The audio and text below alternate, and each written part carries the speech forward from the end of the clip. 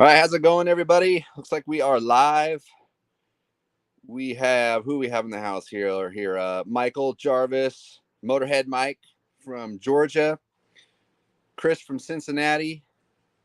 Thanks for joining in, guys. We got E Brown from San Jose, California. We got Little River, Texas. Tater's in the house. And let's see who else we got here. Colby, we got a lot of people jumping in here. Josh. Yep, you can go ahead and read them off. I'll go ahead and get started here. But this is what we're working on today. They're a little difficult to paint because they're so tiny, and but it will go pretty fast. We'll be able to knock through this pretty quick. But the plan is we're going to lay out some fine line tape. We're going to use some purple candy. Gasman from Scotland. Okay. Rudy, New Mexico. Ruby Red from California. Bill, Isaac. What's up, guys? I kind of give you a little bit of taste of what colors we're going to be working with here. So we have the Limeline Metal Flake laid out on this MiNI helmet.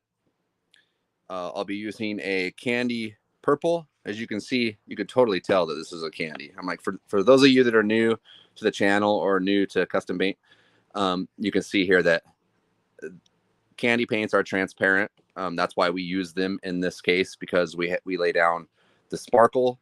I call it sparkle. It's metal flake. We lay down the metal flake first, get it clear coated. That way we can get the flake to smooth out, and then we'll sand this and lay out these transparent candy paints to basically it'll be dyeing the flake, so you'll still be able to see the flake because the paints are transparent. So just a real quick thing on that. I got a 600 grit sponge, and what we're gonna do, knock this clear coat down a little bit, scuff it up, and you can see the texture right there. So you can see right there. Now, a lot of people have sent me questions about, how much do you sand it? And if you have a little bit of texture, like, okay, see like that right there, you're going to be all right with that. But don't be leaving areas like that, though. That's just not sanded enough. You can see where it's knocking down. See right here, that's ideally what we want right there. But we have enough clear coat on this thing that we're not really burning through the clear into the flake all that much. People always ask me, like, why don't you use colored flake? And this is the reason why. Because if you were to sand this and that was red flake, you're going to sand that red right off the flake, and you're going to have a bunch of white silver specks all over. So that's why I like to work with silver flake, and then I'll layer the transparent candies over the top.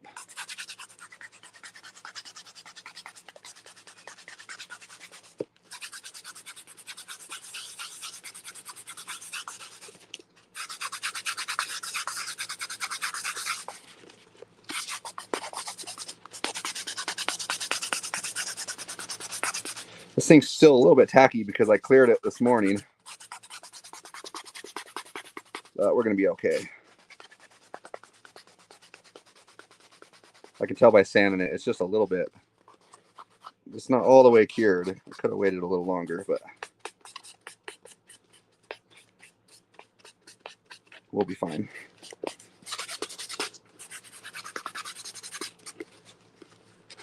You want to make sure, you don't want to leave any of this gloss up in here, especially if it's these are just meant to sit on a desk or whatever you want to do with it, just as decoration. So it really doesn't matter. But if this was a helmet, like a real Simpson helmet, you're going to want to make sure you get into these edges really good and knock down that gloss.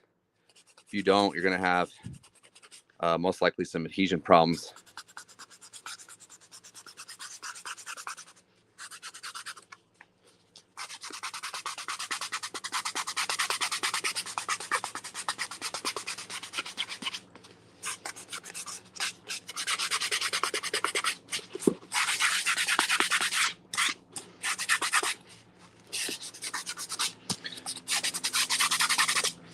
I think that's, for this little project, I think we're going to be good enough. There is like I said, a couple spots that I'll be missing, but just so you know, if you're doing this on a customer's parts, you need to spend the time. Somebody asked, is thymine? I'm not sure if that's a brand or what that is. You can put it on the screen. Okay.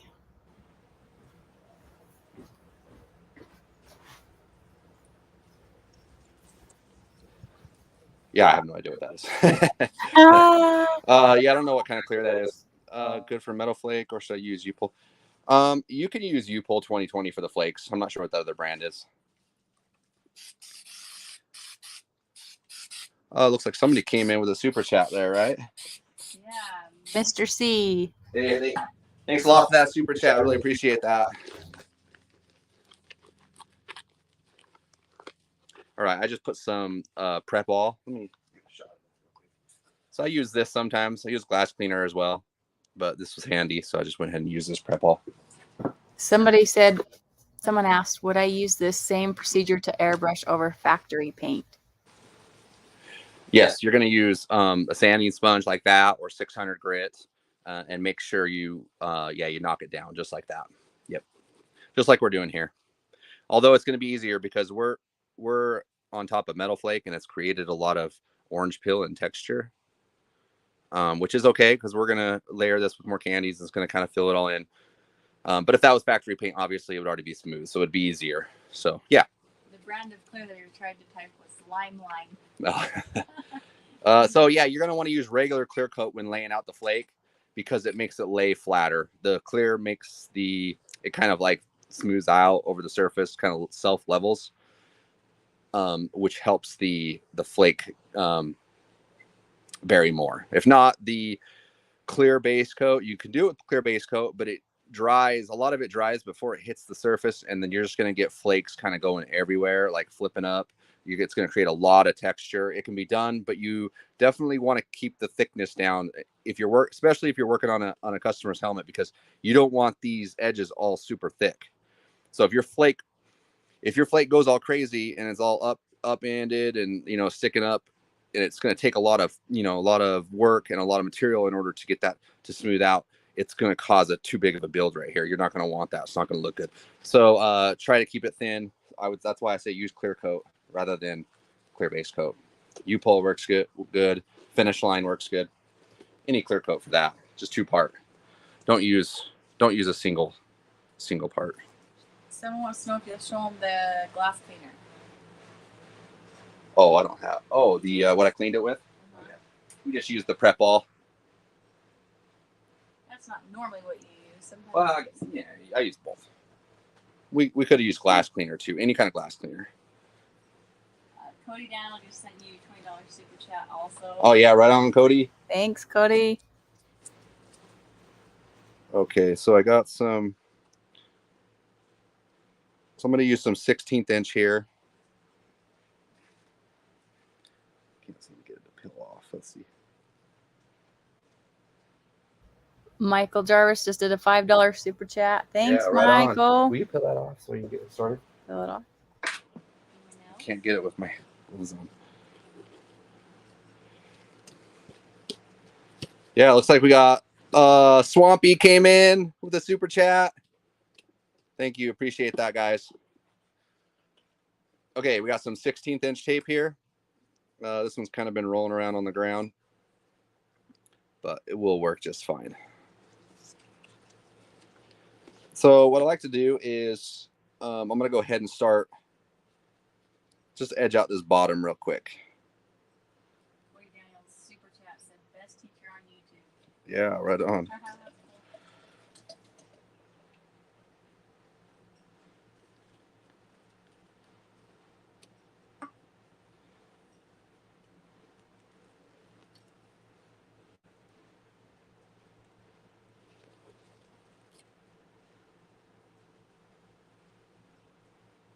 Someone on here said they use the spray way ammonia-free glass cleaner, which I think is what you use. Yeah. The other kind.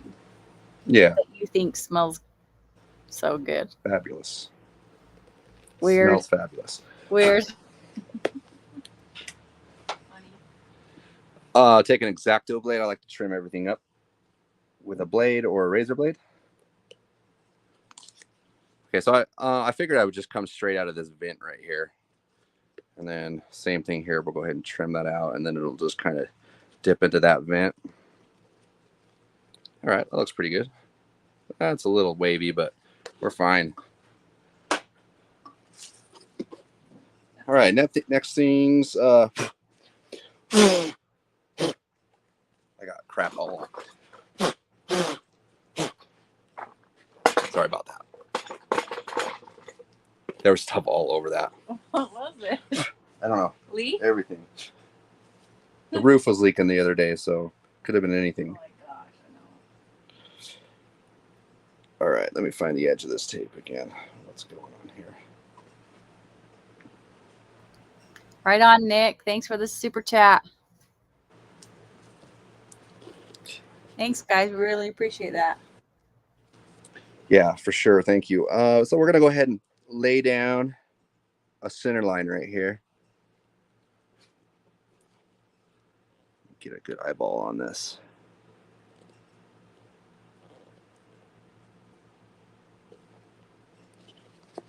Let me see how that looks. Okay, yeah, that's pretty much in the center. Yeah, that'll be fine. So I'm going to break off, let's see, right here. Let's go ahead and, I'm just kind of thinking off the top of my head. I'll probably put something down the center.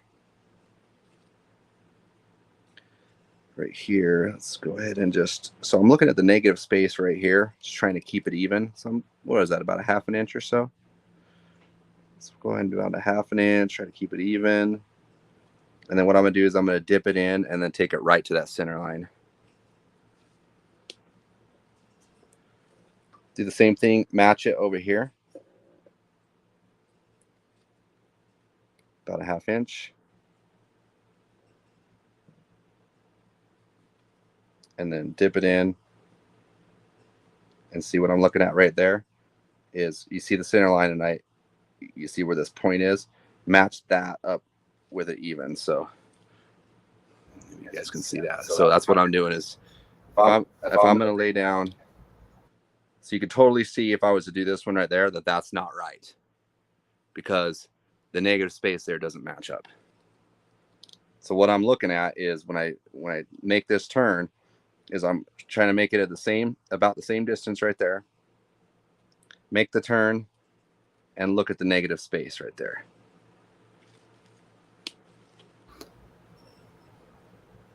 Both those points are even. And then we'll go ahead and just get rid of that center line just by cutting it out just like this. Shine Customs just gave you a $10 super chat. Thanks so much, Travis. Yeah, right on.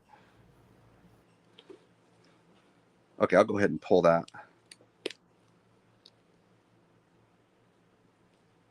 Looks like I need to trim that a little better.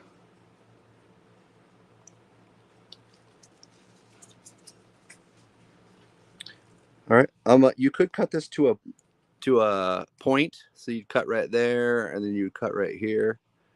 I'm gonna go ahead and just cut it flat because I feel like you can get away with that with the 16th inch since it's so small. I wouldn't do it with the 1/8 inch, but yeah, you can either make it to a point or just flat right there. You can do it with the 1/8 inch too if you want. I mean, it just doesn't. It looks like, I don't know. It's not my favorite look. Okay, so we pulled off that center line, and we got this thing has a little mohawk here. And what we'll do is, now that we got that established, we got something down here going, we're just going to think, okay, well, let's just build off what we got. We're not exactly sure what we want to do. I mean, you could go over here and try to maybe just run a line like off of this right here, but we'll go ahead and go just a little bit farther. Maybe we'll take off of this side and do the same thing on this side, and see if we can make something happen here. So maybe I'm looking at this vent right there, this little vent hole. Maybe I'll just take that as reference and go right into the center of that. And then once again, looking at this right here, We're just going to try to keep that even.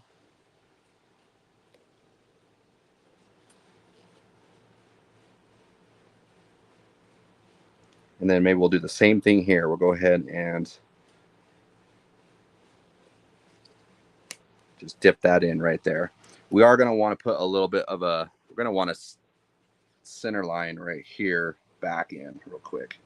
I kind of pulled that out too early. I probably should have left that in because we're going to want to know where this one points at. If not, we could be way over here or way over there.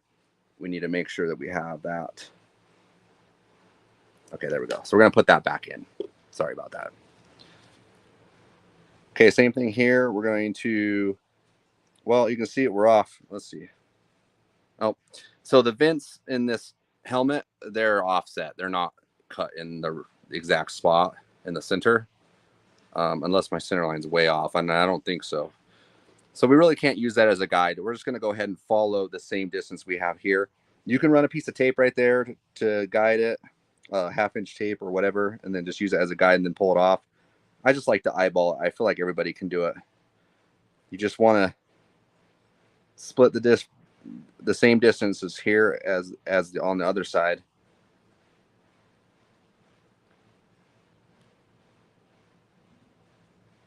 Bring it around like that. That looks pretty close.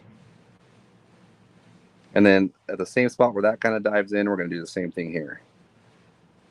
Looking at that negative space there.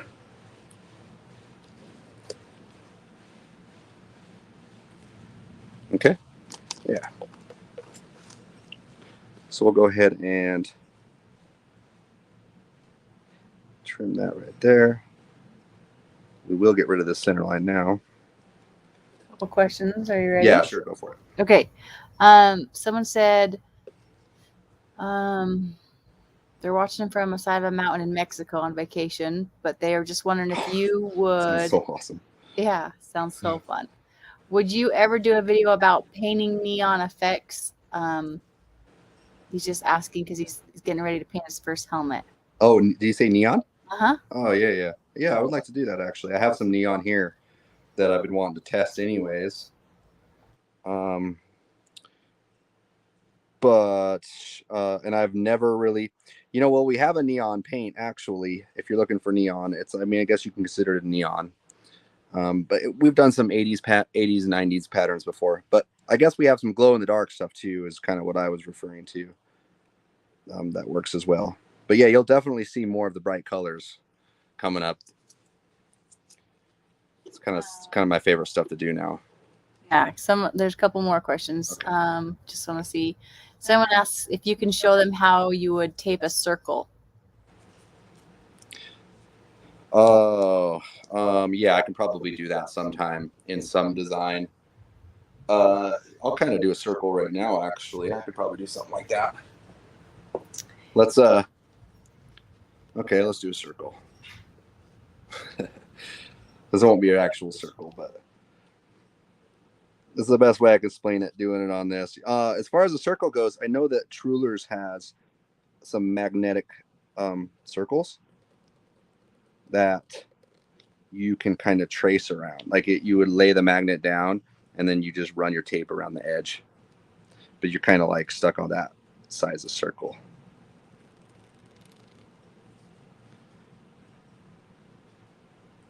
So maybe on this circle, and this won't be a circle, it'll be more like an oval.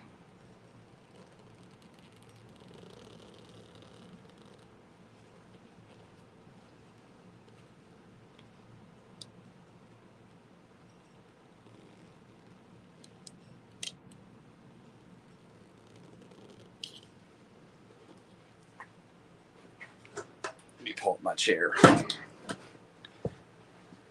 So once again, so this is gonna end up underlapping this. So I just kind of want to look at my negative space here and here to make sure that I'm kind of making this thing a circle, make it even on both sides. Trim this. Another couple questions. Let's see. Someone just said, can I use some kind of spray can primer to use with 2-part urethane? You really should use 2-part all the way through, in my opinion. It kind of depends on what you're painting. If you're painting customers' parts, use a 2-part. Don't use spray can anything unless you're just patching up like a little area. Say like you just got some U-pull of that high build primer in a can that's just a 1-part. That stuff works pretty good as long as you don't abuse it. You just use it as you need it, like in spots. So say like somebody earlier said, do we sand down our stock paint the same way as we were sanding this down? And yes, that's correct. But if you had some problem areas, you would go in there, you would sand those problem areas out. Like say there was a little chip in it. Say there's a chip right here, actually. It's not a chip, but I had an accident in the booth when I was flaking this and it kind of fell down. And it caused this little problem here. That was my hand hitting it. Touched it up a little bit, but say like this was your Harley parts and you had a little divot or a little chip or imperfection and you needed a little bit of primer just in that spot. That's what that stuff is perfect for. It's just spray can primer. I don't think I have any really close by, but spray can primer. You can just hit it in that spot, light coats, maybe a couple light coats and then a couple of heavy coats, let it dry, and then you could just spot prime it that way. And then you could use the can. And I feel like using the spray can's fine for that. But if you're going to do an overall primer, use a 2-part. Somebody said, let's see. Circle. There's your circle.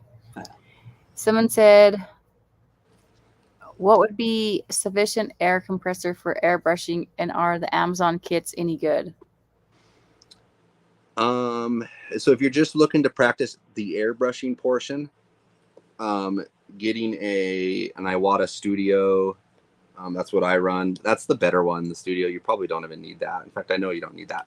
You can get one of the ones that are like $180 or something, the Harbor Freight ones, the little on-demand compressors that plug in 110. Those will work fine. You're going to want to make sure you spend the money on more on the airbrush than the compressor. So buy an Iwata airbrush, even if it's the cheapest one, like we're going to be using here. We'll be using the Neo, $75 or something.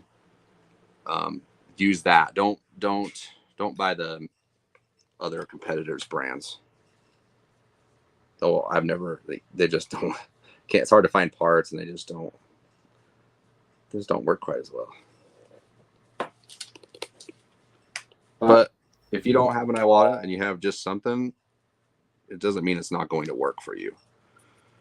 I mean, if you're going to buy something, you haven't bought something yet. If you have like a master airbrush, or if you have one of the others, don't let that stop you from using it. They'll still work. But if you haven't bought anything, just buy the Iwata. So like I said, I'm going to trim this and let that circle kind of go up underneath that. So we're going to be doing an overlap here. Somebody said something last week about doing some overlaps and some underlaps and some drop shadows. So that's what we'll be doing here. We'll have a drop shadow there. We'll be filling these up with patterns. We're going to do a little bit more here as well, but that's looking good. Maybe we'll build off of that a little bit. So a few more questions coming in. Someone just said, let me find it. What's your favorite flexible fine line tape for the tight curves? This one right here. The Limeline 16th inch. It's going to make the curves the easiest. They're going to stick the best. Now, the thing is with any kind of thinner tape, it's easier to get it like wacky looking because it's easier to stretch because it's not as strong because it's so thin. So if you're new and you don't care if the lines are thick or thin, start with an 1/8 inch or 1/4 inch because I feel like you can get straighter lines with that because it's more forgiving. But we're definitely using 16th inch on this because the helmet's so small. We are limited on space. Then someone said, for the sizing glue for the gold leaf, do you use the same airbrush for the leafing when you're leafing? Yeah, I do. And I wish I kind of didn't because I have to clean it so well in between. I would rather have a dedicated airbrush just for the sizing glue. You know, definitely buy like the $70 one, or if you have a cheapo one, use that as well because really you're just using it to apply the glue. You're going to want it to be spraying good, though. You don't want it to be clogged or anything like that, because the glue still needs to come out in a fine mist. And if not, then it's going to affect the way your glue looks. I'm sorry, it's going to affect the way your leaf looks. And somebody said, how long must the leaf and glue cure before burying it in the clear? Before burying it in the clear, is that what it was? Yeah. How long must the leaf and the glue cure? Oh, before clearing it? Yeah. You really don't have to wait. You don't have to wait to clear it. You're already ready at that point to go straight into the booth. So as you know, and we'll do the leafing here. We're actually going to leaf most likely this centerpiece. And now I'm looking at it. We might leaf these or something else, whatever. But I know we're going to leave something on this, so you guys will be able to see that process. And I know that's why probably a lot of you guys are here, is to get that down. Took me a long time to figure it out. With this system, it's easy. It's as long as you take your time and make sure your edges are down. You don't need a pinstripe or anything like that either. Someone wants to know where you got that MiNI helmet. The MiNI helmet is through Limelight as well. You can just search it up on Amazon. You can look up Limelight MiNI helmet, or I think the link is down in the description on this in the YouTube. And then someone said, any idea when the leaf roller kit and sizing glue will be back in stock? Isn't that in stock? Yeah. Yeah. Where are you from? You're probably not from around here. Yeah. I'm like, huh. Let's see. I think there is. I'll finish reading these. Okay.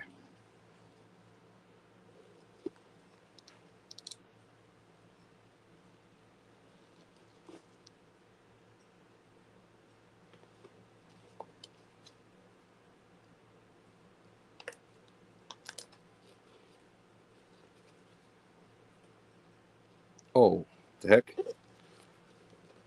I didn't run this one down. Let's go ahead and. So in that case, what I'm going to do is I'm just going to cut it right here in the center where it's kind of a straight shot. Because if you try to do it here and try to match up over the top, it's kind of hard to get your lines to match up good. So I like to break it off there. And if you're going to add on to a piece,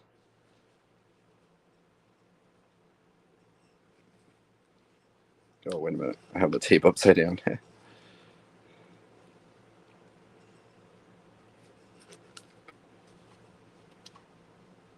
Okay, I think I'm caught up on questions. It's nice that everybody shares on here too, like what they use and help everybody else too. That's cool. Yeah, let's hear it, man. If you guys, I don't have the answers to everything, or if I say something wrong that you probably don't think is right, you can speak up. I don't know everything for sure.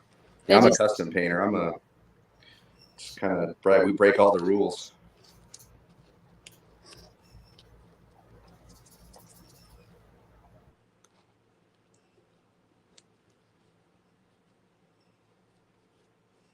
All right, let's do some more. Get that cleaned up. Maybe what we'll do. All right, let's come off this line right here, this bottom line. So we're already following the contour right there. We're kind of following the edge right here. Now I'm thinking like, well, what can we do here? We could probably run something up here and then run something along there, or maybe run something out, or we can maybe pull something right out of this line. So we can start a line at pretty much anywhere we want. We think it's going to look good. So let's go ahead and we'll follow this bottom 16th inch line, and we're just going to match it right over the top. And then once we have it lined up really good, and wherever we want to, we're going to just go ahead and pull it off of there in a curve, and then maybe do that. Let's see.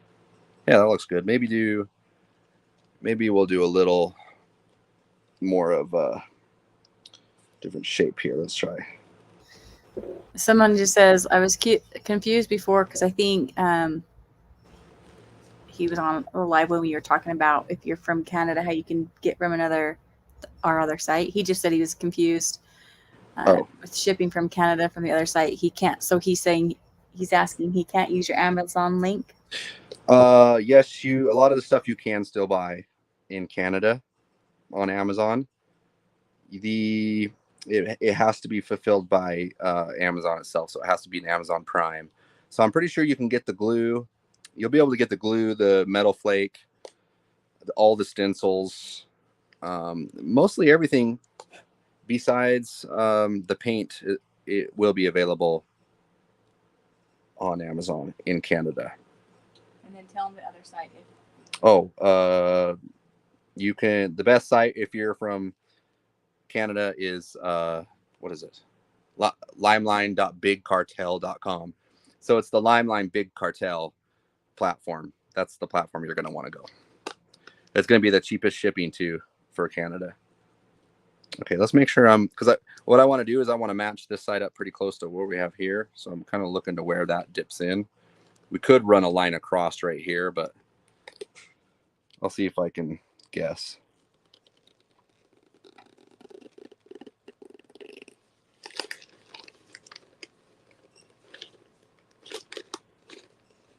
Is it good? Let's see. That side? Yeah, I'm gonna go with it. Can't see both sides at one time. Don't tell the customer that. I told the customer that. He was pissed. But it's true. I'm on his bike. I'm like, really? If it's off a little bit, you can't see both. Someone said they just need your opinion. They said they have 3 Iwata Neos, so one's for sizing glue. And then he said I should probably buy the Eclipse. Yeah, I mean, the glue. You could buy the Eclipse. The Eclipse is good. If you have the money and you want to invest in it, I would do it. I wouldn't use the Eclipse for the glue. Like I think you're saying, like the Neo. Maybe that's the perfect time to upgrade into an Eclipse is to leave your Neo with the sizing glue and use that new Eclipse for the airbrushing. It's a little more comfortable to hold on to. The spray pattern's better. And well, I don't know if the spray pattern's better. You can get parts for it too. The Neo is you really can't replace the nozzle. It's really meant to be thrown away, as far as I understand. After you're done. Okay, we're gonna run a couple more lines just to fill in just a little bit more. Maybe we'll drop a couple of lines over. Maybe under this or over that. We'll see.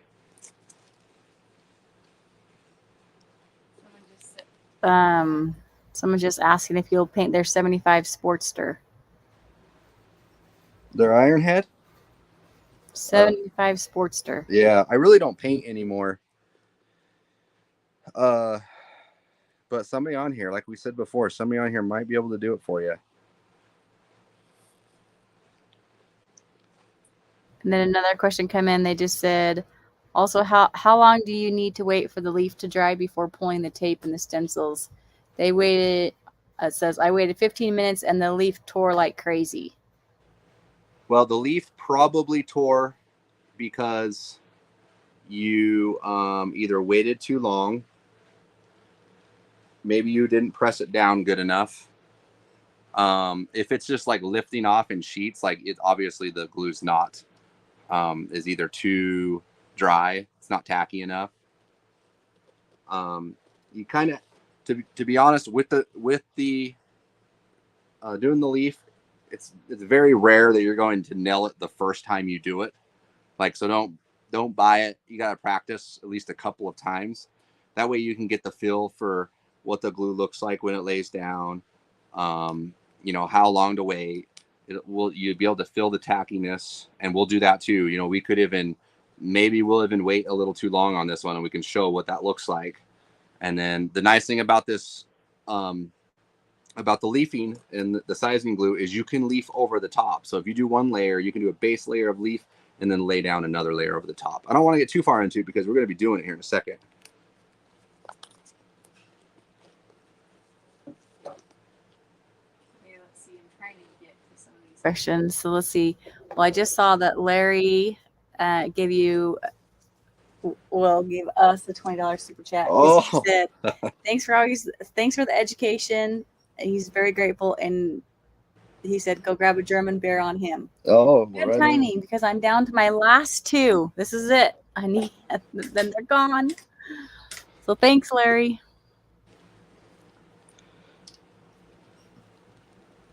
Someone said you should make some Harley stencils. Yeah, so the Harley stencils will be available soon through the actual the vector file for that, so you guys will be able to cut that out to the size you want, and that'll be free. I just got to get that set up.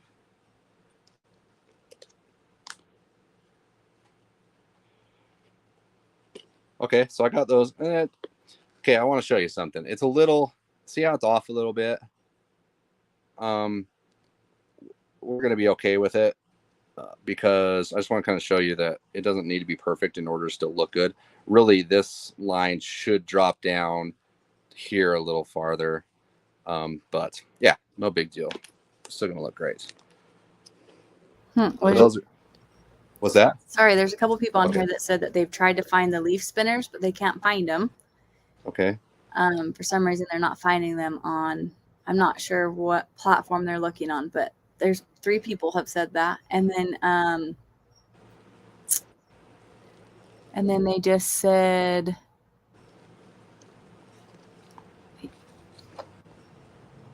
oh my gosh, there's so many questions today, guys. I'm trying to catch up. I'm sorry. Well, we got time. Okay.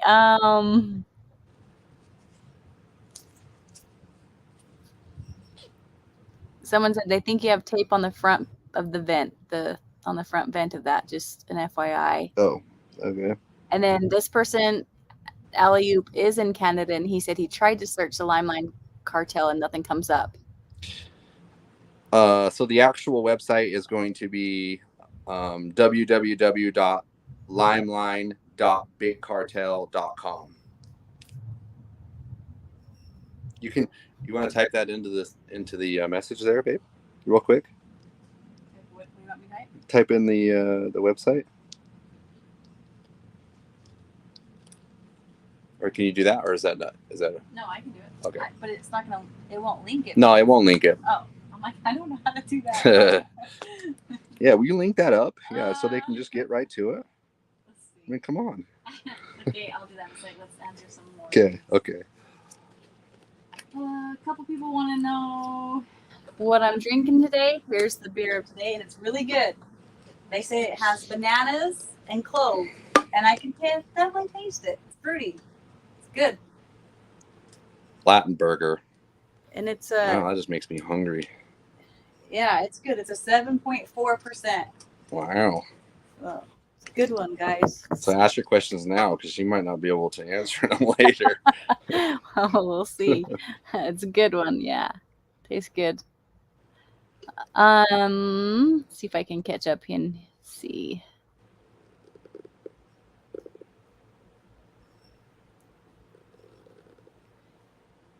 Yeah, the guy that said that it ripped off the leaf, he said he thinks it was a combo of not enough glue and waiting too long. Yep. That'll double do it. He said he's going to give it another shot. For sure. Just make sure that leafing glue goes down really smooth, so it doesn't like create a texture or anything like that, because that texture will show in the leaf, unless you don't care, which you're going to care. If you're going to spin it, you're going to care, because you're going to get a lot nicer spins. Someone said, any chance of doing, of adding bronze leaf? I think we did. Oh, bronze? Mm-hmm. Like having a bronze leaf? Mm-hmm. Yeah, we have copper, but not bronze. Yeah, I'll have to see if that color is even available. That's pretty close to, I guess, copper. Mm. Not really though, huh? Yeah, no, not really. Yeah, that would be cool. I like that idea. There was some colored stuff. It didn't spin right though. Yeah. That's the thing. That's the thing. Colored one? Yeah. There was some cool stuff. Not all of it spun very good though. Like, I've tested a lot of different things, a lot of different leafing companies. Some spin good, some don't spin at all when you go to do the engine turns in it, and some spin really good, better than the rest. So that's what I did. I just found the best one that spun the best. All right, that was the most forgiving. Okay, so I think we're getting close here. Okay, let's do it. So got the masking done. we're just going to leave. You could do, I mean, if you want to do more, you could double up the 16th in some of this. Maybe right there we could have doubled it up on the outside. But we're going to want to fill this in. We might do some honeycomb, maybe some kind of just maybe fading off. And then we'll do some other patterns, whatever we can think of at the time.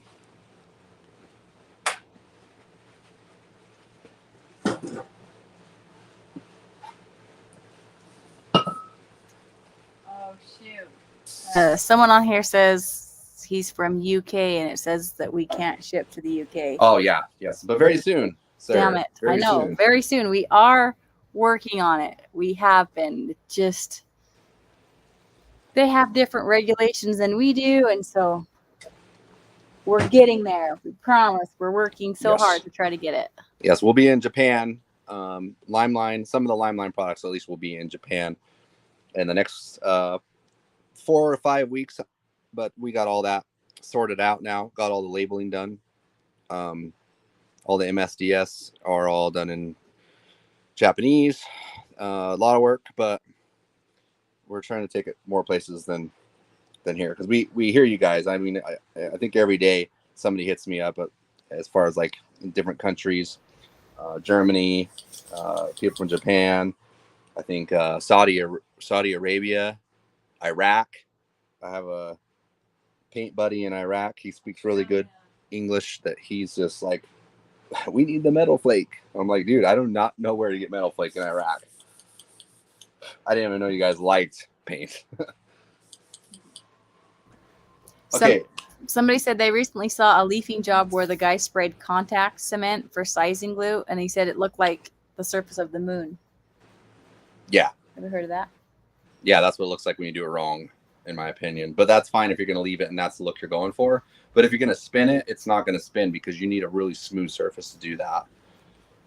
E. Brown said his daughter nailed it on the first try. Really? Of course she would. Because she has the patience. Yep. She's like, I'm going to tuck in all these edges. That's cool. We're going to double check this. That's... Someone asked, will the clear coat help cover and hide any knife marks from cutting tape? Nah, you really shouldn't have knife marks. This has been clear coated, so it's pretty hard to cut it as long as you're being careful. But if you're taping and cutting on top of base coat, I can see that happening. But you'd be able to touch that up, and this base coat is so thin that if you cut it, you'd be able to touch it up beforehand. So just try not to cut into it. And if you think you are, remember, sometimes you can bring the tape up to the blade instead of cutting it. Does that make sense? I think you may have seen me do it in a couple spots. But like I said, lay down the blade right where you want it to cut and bring the tape up. Try that. Don't cut it. If you're cutting into it, cut it twice. Cut it lightly the first time and then maybe a little bit more. But definitely take your time if you're new. We got some something. Rob.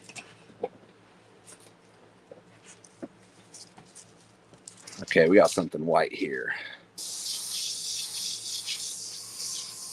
So I always like to test the airbrush and make sure that it's spraying okay and the reduction's okay. And that's spraying really good. That's the purple. So we got that loaded up in the Iwata Neo. This is the other blue we're going to use. So most of the time I'll choose a couple of different shades. So we got the purple, and the blue will definitely complement the purple. But we're going to want to just line everything out with the darker color, and then we'll come back with the blue.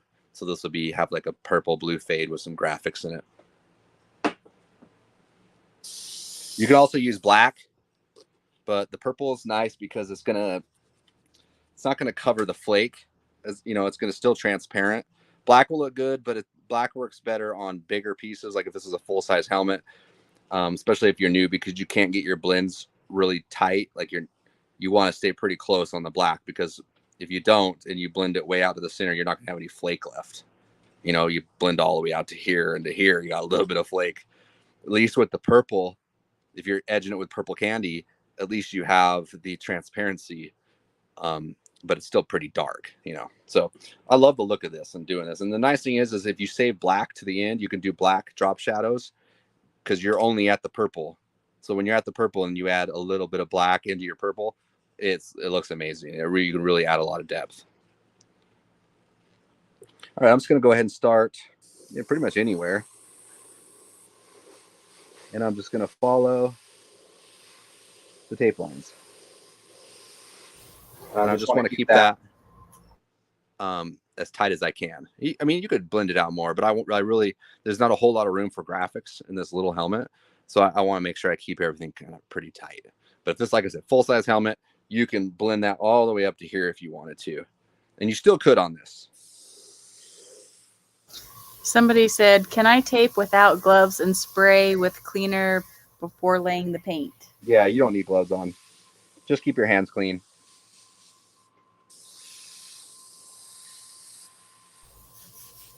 And then someone said, so since you say you don't really paint anymore, what do you do? Just trying to keep... Oh, sorry. Just keep trying to come out with new paints and materials for us? Yeah. That's what I do. I do paint. I still paint. Mostly it's just I paint for the content. I paint to experiment. And I paint to teach, really. And then a lot of test and trial runs. And yeah, I'm actually people have asked a lot about the crackle paint. So I have some stuff that it looks like it's working pretty good as far as making a vintage looking crackle clear coat, like an old chopper style. But I got to do some more tests on it, and yeah. But yeah, I'm painting for pretty much myself and just whatever the content, whatever brings the content, I guess. And then someone said they may have missed the answer about the fiberglass or if you covered plastic, but when you're doing plastic, what are your steps for prep? Adhesive, promoter, and primer? On the fiberglass. Oh, on fiberglass? Mm-hmm. Oh, I'm not that great with fiberglass and knowing, but I would use now the right way to do it would be to use like an epoxy primer. That'd be the best way. And there's like a lot of ways to do it. But the best way would be to use a 2-part epoxy primer over the top. And you could scuff that down, and then you either lay down a sandable primer on top of that. Or you can just go straight to the sandable primer. That's fine too in some cases. You know, I'm just take it with a grain of salt. I really don't do fiberglass. It's mostly I paint on plastic a lot, but it's mostly been on metal. And then the other thing is, and this is really important because through the 20 some odd years of painting for customers, people have brought me fiberglass parts, a fender, or something like that, but it's going on. Here's the thing: it's going on their Harley. So the Harley is probably a bagger. It probably has a big ass sub on it. Harleys rattle and shake like a mother.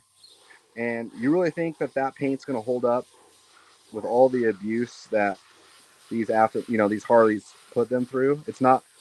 Every time I have customers coming back and they're like, there's stress cracks in my fender, and I'm like, dude, how do you expect my paint to hold your fender together? Like that's just the nature of the game. If you're putting fiberglass parts on a Harley, just know there's a good chance it's going to stress crack. And it's just small details. Like a lot of times you can get away with a little straight stress crack here and there if you're okay with that. But yeah, a lot of customers are paying big money. You got to let them know that, hey, if I'm going to paint this fiberglass fender, don't be coming back with this thing. There is no warranty. It's going to look great when it leaves. And it might look great for a long time, and it may not stress crack. Tell them that it may not do it, but if it does, don't be bringing that back to me.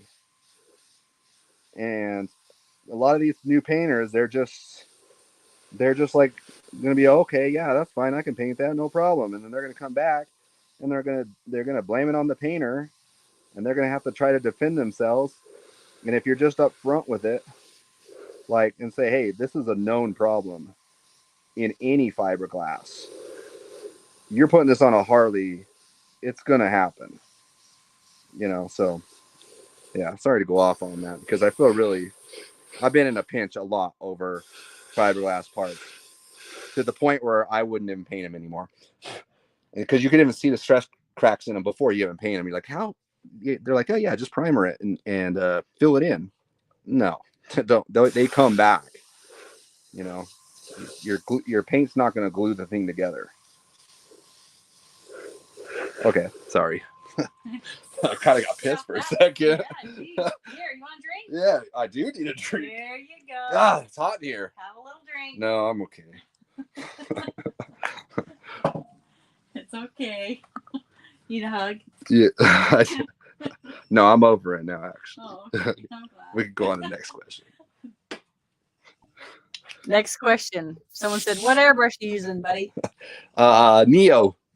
It's like $75. Free shipping. Good airbrush, good entry level airbrush. And maybe upgrade later, like we were talking earlier. But I like these because if something goes wrong, you just buy another one. And it's not like, it's kind of expensive, but you can keep one good for years. You take care of it. Use it every day though. It's gonna, 6 months. It'll start wearing out.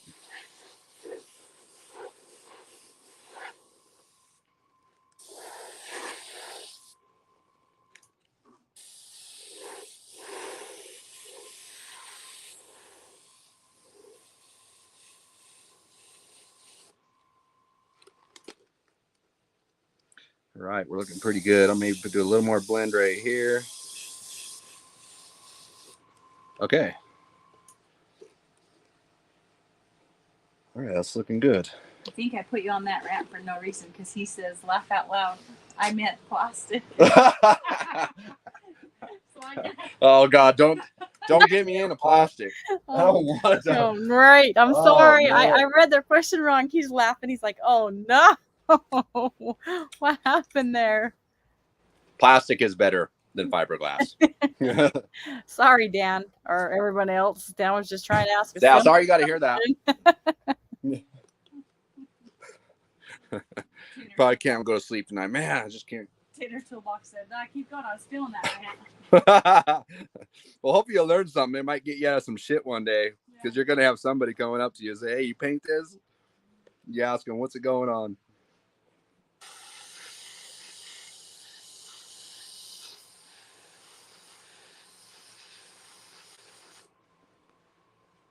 He said, I got some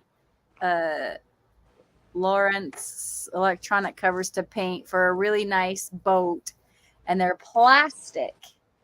But thank you for the knowledge on the fiberglass. Yeah, that's a good one for everybody to know. It really is. I guess everybody needed to, hear that. Yeah, no, they really did. But he was meaning for the plastic. Oh, okay. That's, yeah. All right, I have, you can see some honeycomb stencil here. And I was thinking that it would be cool if we could take this right here. We can lay out the stencil. And what we'll do is we'll kind of just fade it from making it dark here and fading it out that way.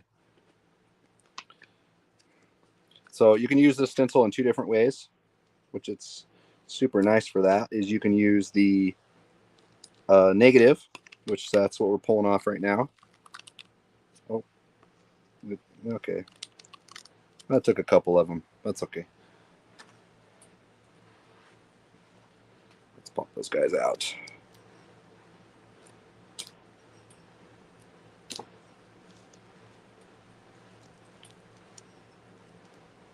Someone said, what's your PSI pressure?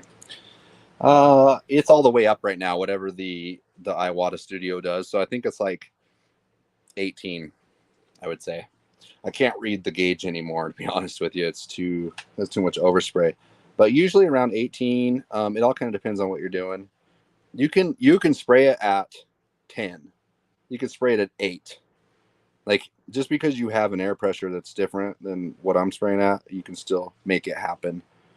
You just gotta apply it a little different. It's gonna be slower or faster. You know, some air pressures are optimal. Like, you know, you don't want it too much or blowing over spray all over.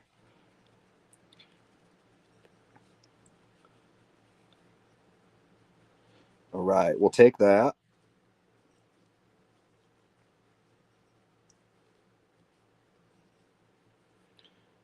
All right, what we'll do here is now. I'm pretty good. I have pretty good airbrush control, so I'm not going to tape any of this out. Like, usually I would mask this out, maybe even that. But I'm going to be able to kind of keep it confined without masking it out. But if you're new, you're kind of all over the place, just run a couple of pieces of tape up and around here.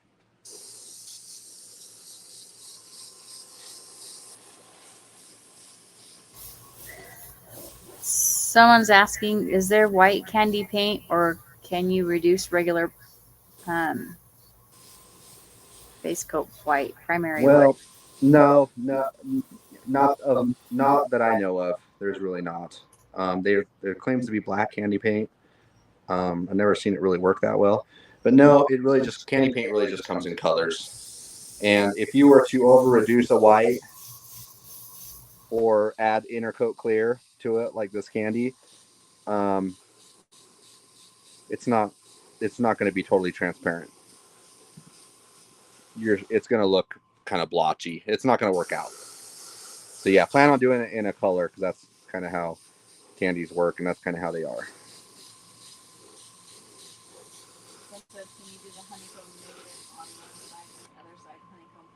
Yeah, I can do that. That sounds awesome.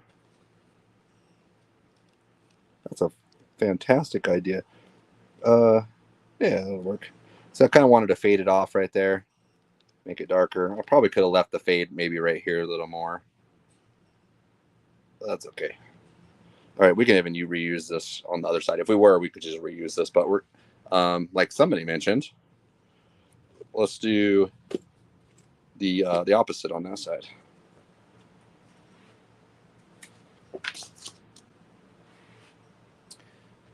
We have some fatter masking tape over there. This green. Oh, that's not fat. Okay, it's okay. I'll just lay this out. Yeah, usually I have bigger masking tape. Maybe there's some right here.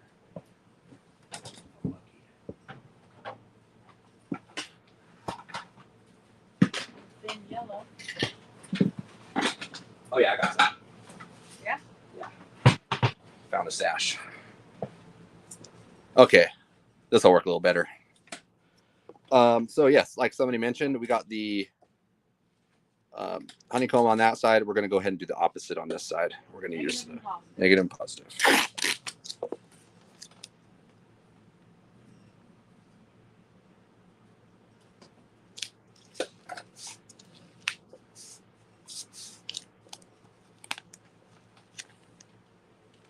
Grab a few of these.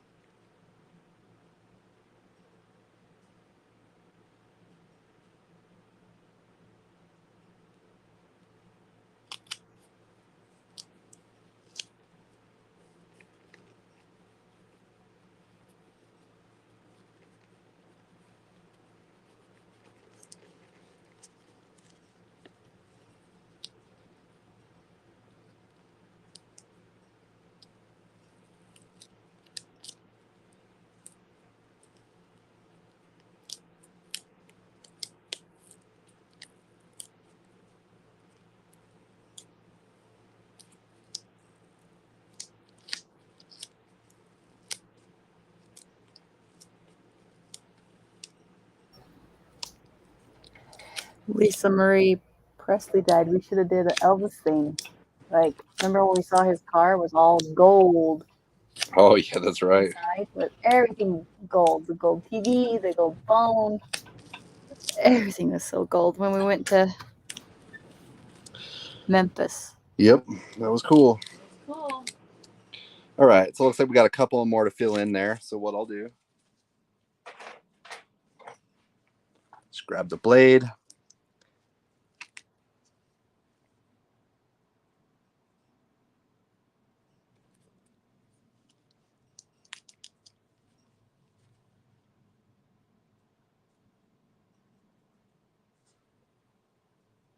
I'm all shaky. There we go. Whoa, I'm all over the place. Hold up.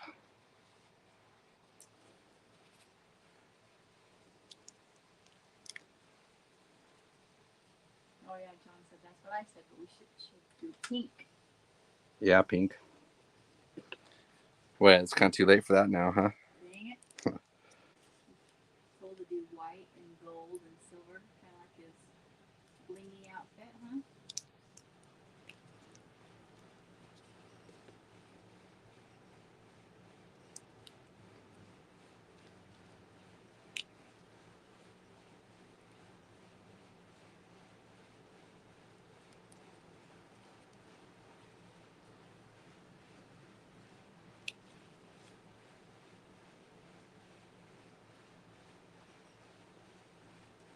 Who was the guy that said to do the opposite on this? Is he still on here? Yeah. Clifton Hunt. Cliff? Clifton Hunt. Yeah. We'll send that guy something. Maybe we'll send him one of these helmets and some tape. Just tell him to chime in real quick. And then actually just hit me up on Instagram. Clifford? Clifton Hunt. Clifton? Yeah, hit me up on Instagram. Great idea. I'll hook you up with a blank helmet. Not this one. With a blank helmet and then some tape. And then maybe some metal flake. Well, why not honeycomb stencils? Okay, we'll do that too. That's what he wants to use. Okay. That's what he wants to see. Well, Might as well, right? All right, so let's do it. Once again, you could tape up around here. We're not going to.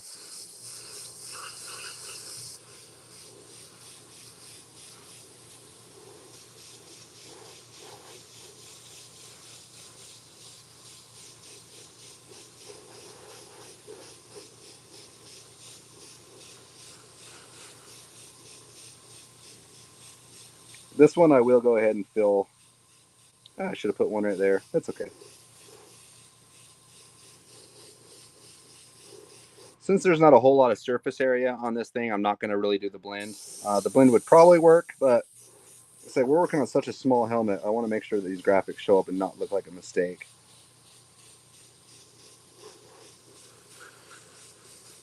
All right.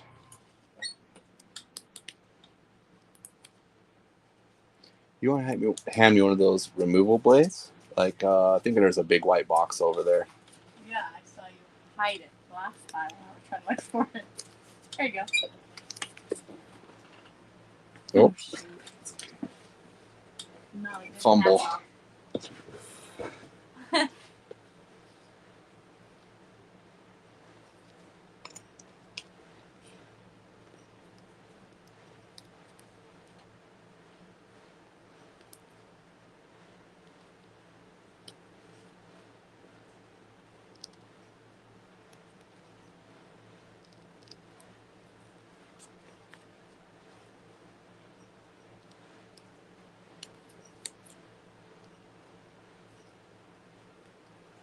This one takes a little longer to peel off, huh? Because you got to do each individual one. It's okay. Yeah, but peeling off is fun. No, it's not. I like it. You do? Yeah. Shoot, why aren't you over here? This is your show. I'm just here for the entertainment. Okay.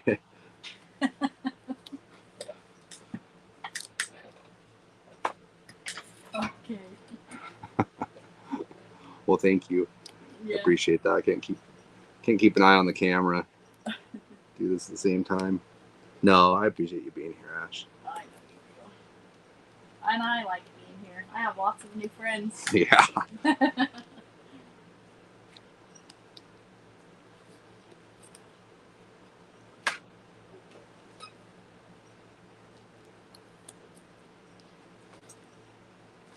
Last one.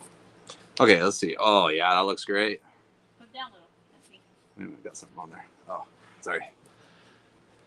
Oh, yeah. Show the other side. Yeah, cool. Yeah, we'll do maybe a little more of a fade in this. because we're going to do a blue over the top of this as well. So I just want that to fade in just a little more right there. There we go. See how that just kind of blended that in? Maybe just a little bit more up there. Okay. That looks cool. All right. Let's do... So I think the areas that I'm going to leave for the leafing will be this centerpiece right here. And, you know, I might go ahead and I think the shield, let's see where that shield covers. Oh, did it fall down?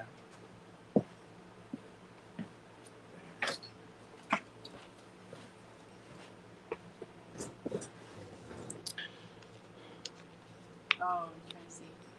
Okay, yeah. So a lot of that's going to be covered anyway. So yeah, I'm going to leaf down into here, probably just leave that. So I'll just leaf up down into here and then around that and then into that. So that, I feel like that'll look good. This center, those two leafed. Silver. And we might put some candy over the leaf. We'll see. We'll let people decide.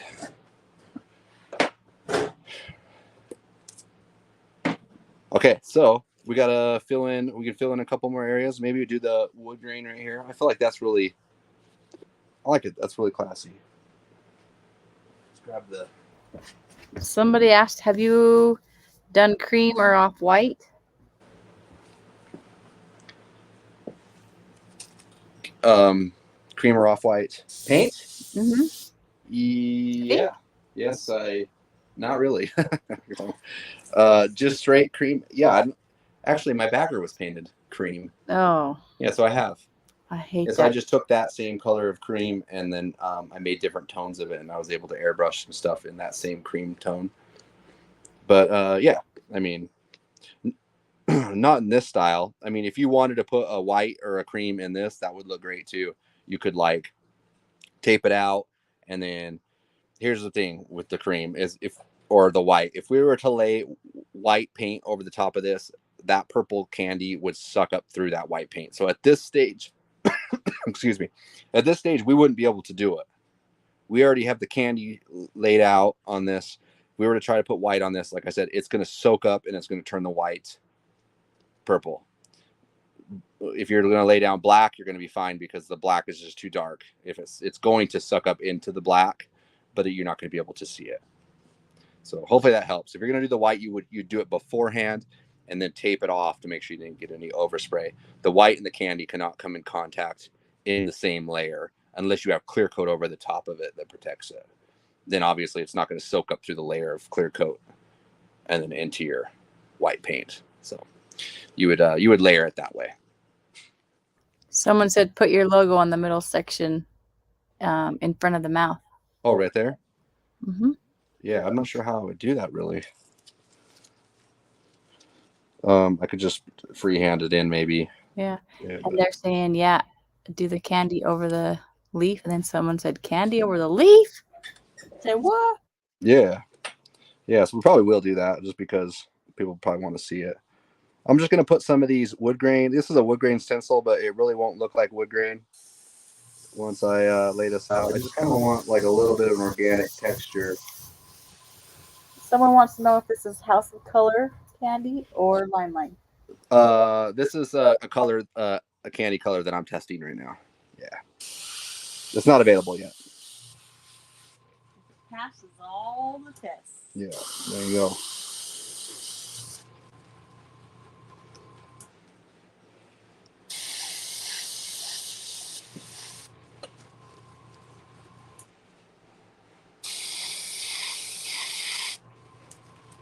All right, that kind of put like a little bit of a tiger stripe in there. Once that's cleared and it kind of blend all in. That's going to look fantastic. I did kind of get it over on that, but that's okay. All right. Yeah, we'll figure out what we'll do on the front here. Let me kind of blend that in a little better.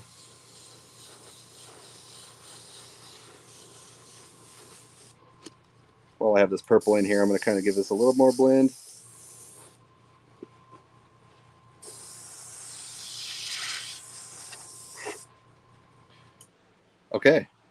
yeah, that's looking great. I don't think I want to do much more to that. We'll go ahead and put some blue candy up in here.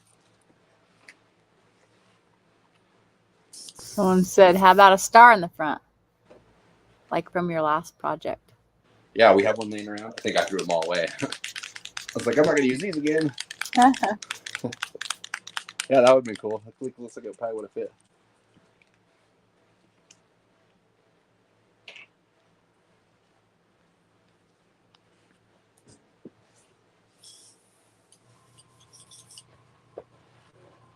All right, let's throw some blue candy up in here.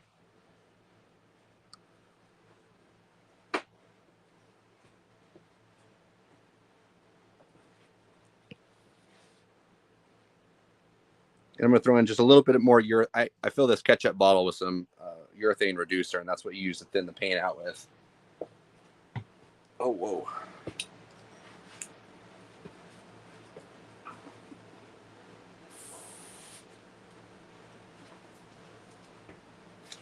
Someone said, use the monster logo or color in to honeycomb, giving it a 3D effect.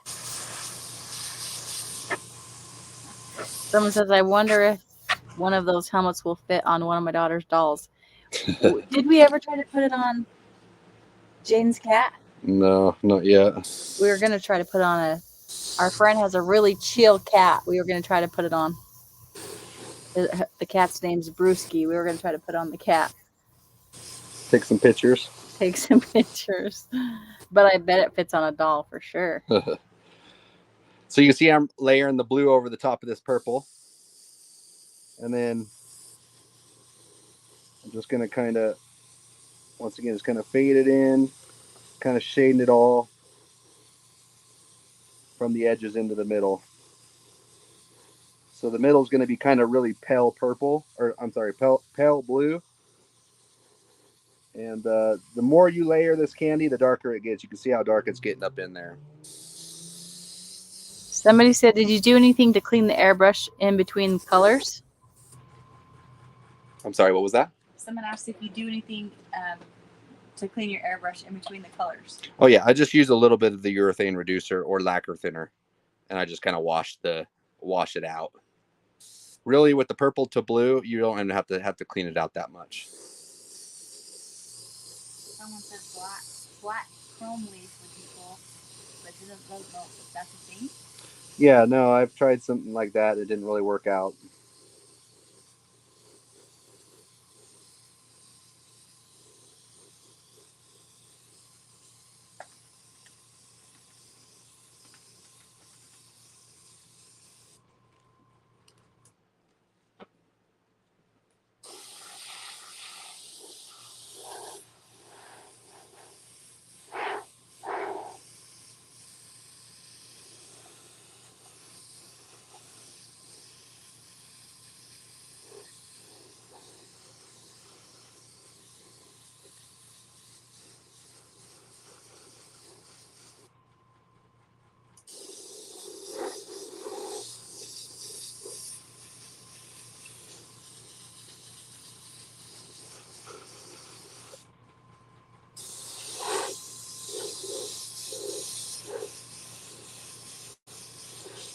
Once again, just hitting the edges right over top of the purple and then blending into the center. You can see how that's a really nice blend right there.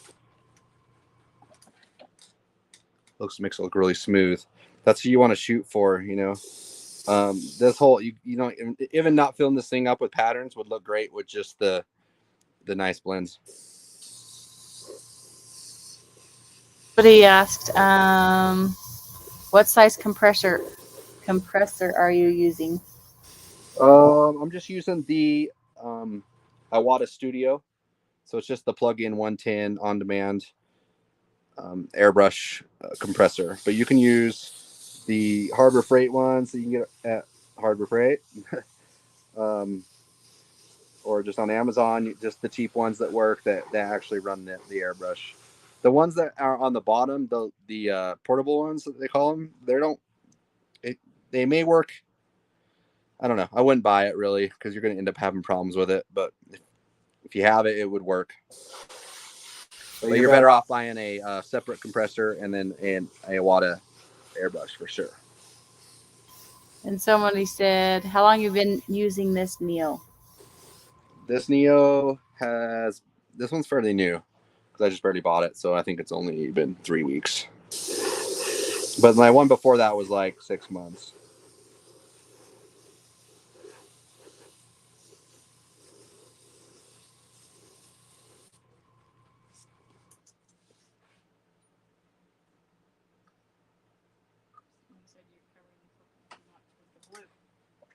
Yeah, I'll go back with purple.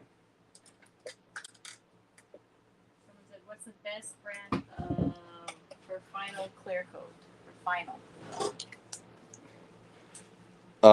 What's the best brand for a final clear coat? I don't know the best brand. I know what I would use. I feel like just using the Finish Line, Sherwin-Williams Finish Line, works fine all the way through. But Tamco has some good stuff.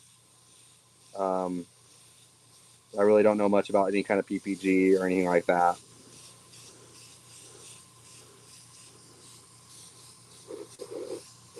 But yeah, check out the Finish Line. Good stuff.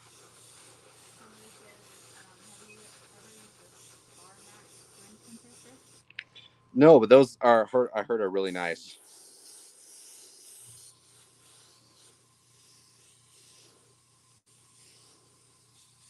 Someone said, can you use a standard compressor if you already own one instead of spending more money?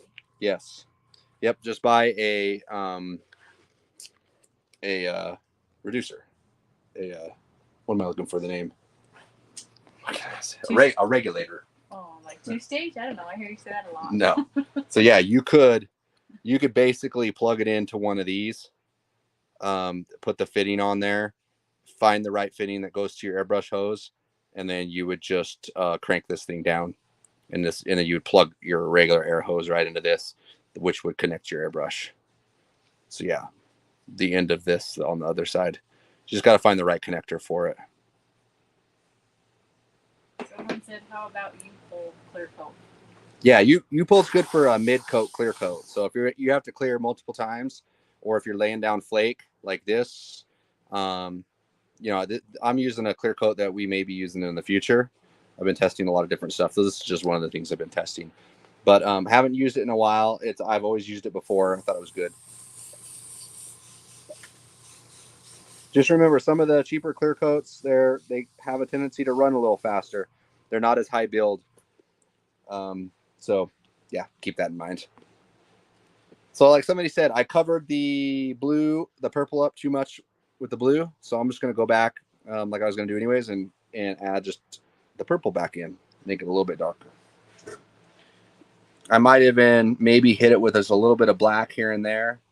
I could do that, but I'll go ahead and wait till the end just to add the final drop shadows in the black.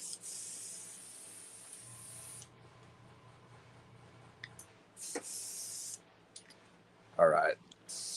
Back to the purple, just to darken up these edges a little bit.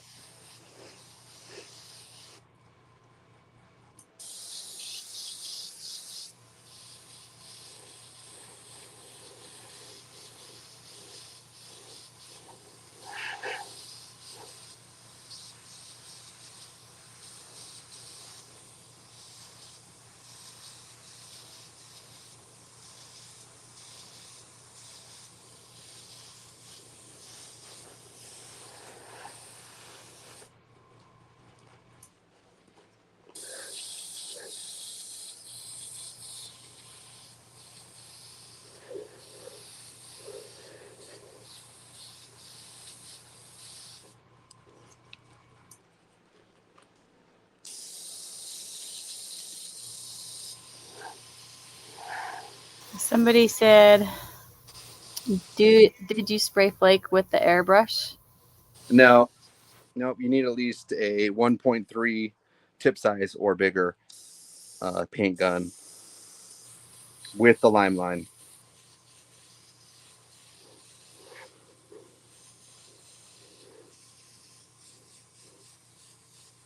All right. dust that on a little bit, get that fade going on.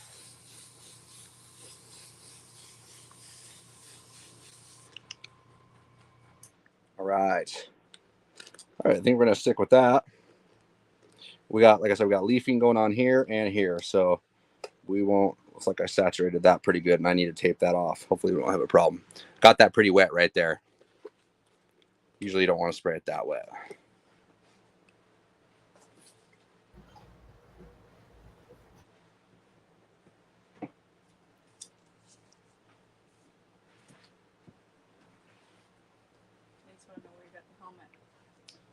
Helmets from Limeline on Amazon. So you can just search up Limeline on Amazon, Limeline MiNI helmet. You should be able to find it there. They're available in black and white now.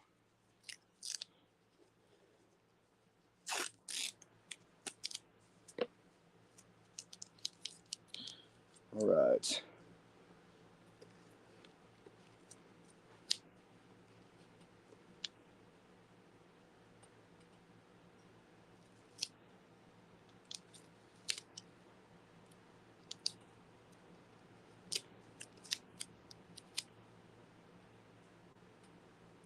Just masking this off because we are going to spray the glue and we don't want any overspray.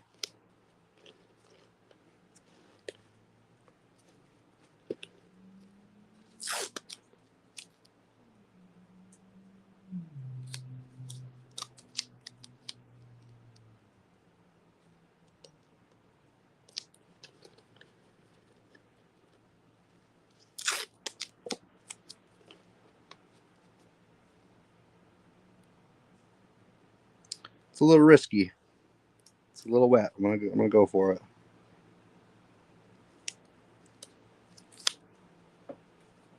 Usually you'd wait a little longer because like I said, I sprayed that a little thicker than I usually do. Kind of want to kind of finesse it a little more. You don't need to spray all the paint down at once, but hopefully we don't have a problem there. Takes less time to spray it slower than it does to spray it all thick, and then you gotta wait. Someone said, could I use the U-Pool 2020 to mix the Candy Killer Blue, or should I use the Tamco? I don't even know what the Candy Killer Blue is. You're gonna want to use whatever brand that you're using, I guess, with whatever that brand is, the Candy Killer. Is that what you said? The Killer Blue? I don't even know what that is. I'm not sure. But yeah, you're gonna want to use the you're not gonna want to use a clear coat. You're gonna want to use a clear base coat or inner coat clear.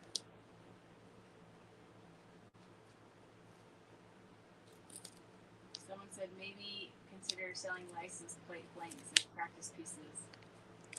Yeah, and it's funny you say that because I actually thought about that. Because it's a nice flat surface to be able to practice on, and yeah, I might actually, I actually searched that up a couple of times, see what's available. Someone said, what do you think is the most underappreciated color combo?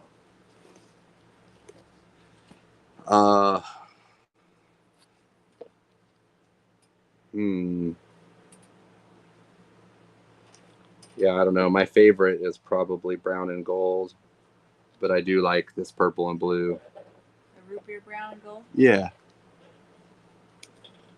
But that looks like $1 million. That's definitely not underappreciated. That looks fancy, right? Yeah. It's probably the fanciest looking combo. It was the gold and the brown. Any kind of gold and brown mixed together in a candy over a flake or a pearl. Looks really amazing in my opinion. Makes it look really expensive. Blue and purple is a little more flashy.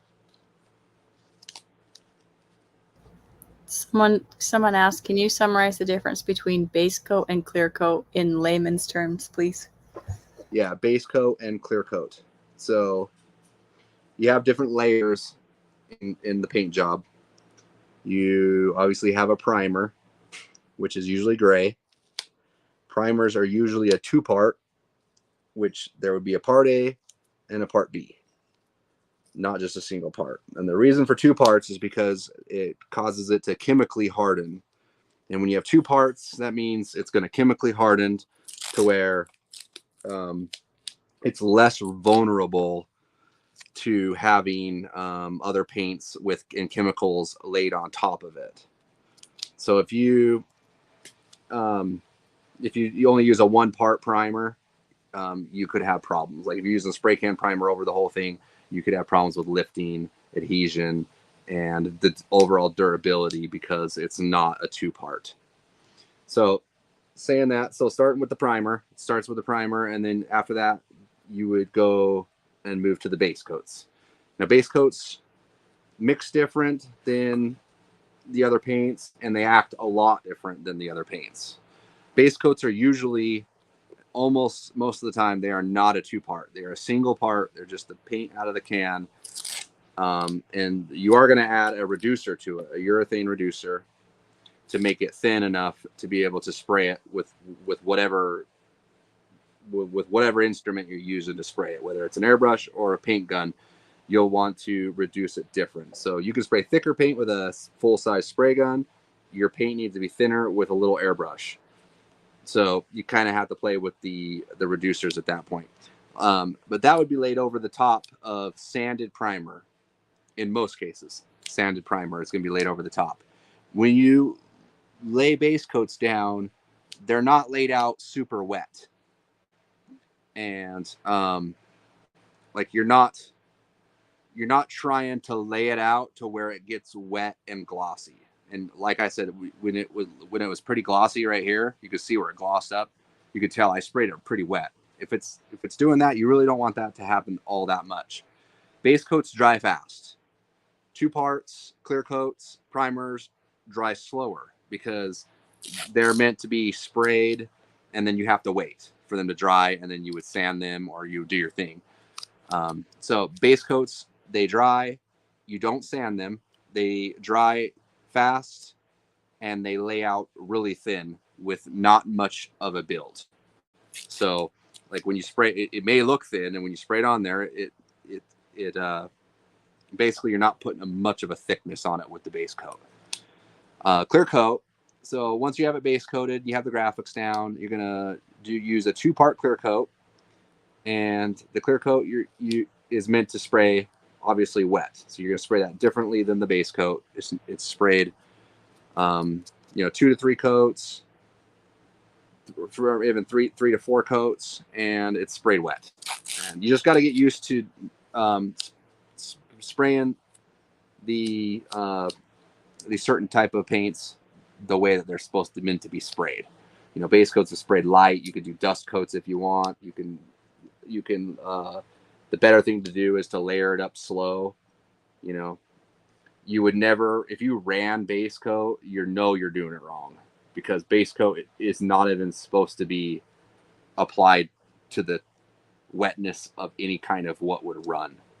So keep that in mind. If you're laying down base coat, be slow and be patient with it. And you can do 5 or 6 coats of base coat and do it thin, and you don't need to get it to gloss out or anything like that. That's the job of the clear coat.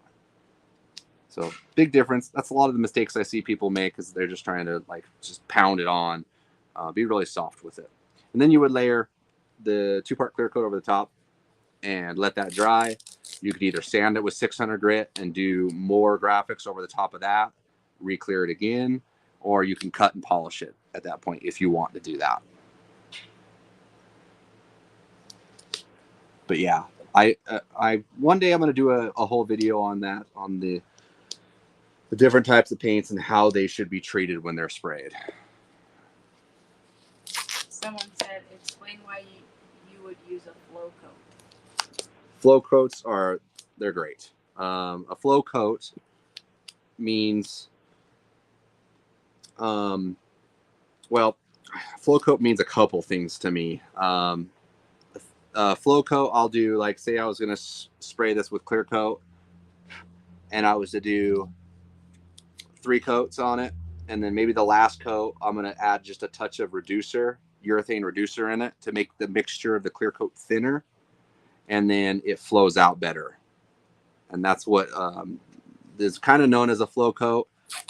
That's what I know as a flow coat. If some people call flow coats, say like if you were to clear it 4 times, let it dry, sand it out, you know, get it all perfect, all sanded, get it all cleaned up, put it back in the booth for a couple more flow coats. And it's also called that as a series of coats. But, you know, it's just one of two things. It means reducing it out a little bit more of the clear coat to be able to let it make it wet enough to layer out and flatten out smoother, making less work when you go to cut and buff. Hopefully I'm right on that. That's what I know now. Michael said that also applies to clear base coat as well, but I'm not sure what that question means. Okay, so clear base coat is exactly what it is. Clear base coat is going to act like base coat. It's not going to act or anything like clear coat. So they sound close. They're not even close to being the same. Clear base coat is more like black base coat. It's going to act the same way. It's clear. It's just a base coat with no pigment. And you use it for a couple of different reasons. We use clear base coat in this candy concentrate because the candy concentrate is concentrated. You need to mix it with something to make it not so concentrate. So you mix it with a clear base coat, and then you would thin it out to make it sprayable with the urethane reducer. So yeah, we have clear base coat on this part with candy mixed in with it. Now, if you're using a ready to spray candy, then that means you don't need to put in clear base. It's not concentrate. So you would just thin it out if it needs to be thinned out. I mean, if it's ready to spray, it should be ready to spray. But I don't know if that's really the case. Always keep the urethane reducer around because you may need to thin it out more. Someone said Fairway Customs is getting ready to do a flow coat job this week. Yeah, right on. So yeah, he's probably has the car painted, the graphics painted, clear coated, probably looks like damn near done. But you could sand it down with 600 grit or 800 grit or even 1,000 grit for that matter, scuff that clear down, make it, you know, really smooth. And then you would take, you would clear it again, just like you did the first time. But now that since it's already been layered with clear coat and sanded and smooth, the next coats are going to lay out really smooth. And some of the methods of making that work better is by adding a little bit of reducer up to usually 10% into your clear coat to make it a little thinner. But you got to be real careful with that too, though. You don't want to run it. But yeah, I do flow coats on everything. Like, yeah. And then someone said clear base coat with metal flake too. Yeah, you can use clear base coat with metal flake, and a lot of people do. And like I talked about earlier, the problem is it doesn't stay wet very long. So the flakes, once they hit, they're kind of landing at different angles because they're kind of bigger, and it's going to cause more texture, almost like a sandpaper texture when you're using clear base coat. If you're using clear coat, which is 2-part, stays wet, it's applied wet, needs time to dry before you can touch it. If it's applied with clear coat, I feel like it's more durable and it lays flatter, making less work. Someone said, did you teach yourself how to do all this? No, I went to school for auto body and learned how to paint cars at a community college. And then I took an airbrush class and I kind of put the two together. So I'm kind of self-taught in a way, but I've always taken classes whenever I could. And I never stopped learning. And I still don't stop learning.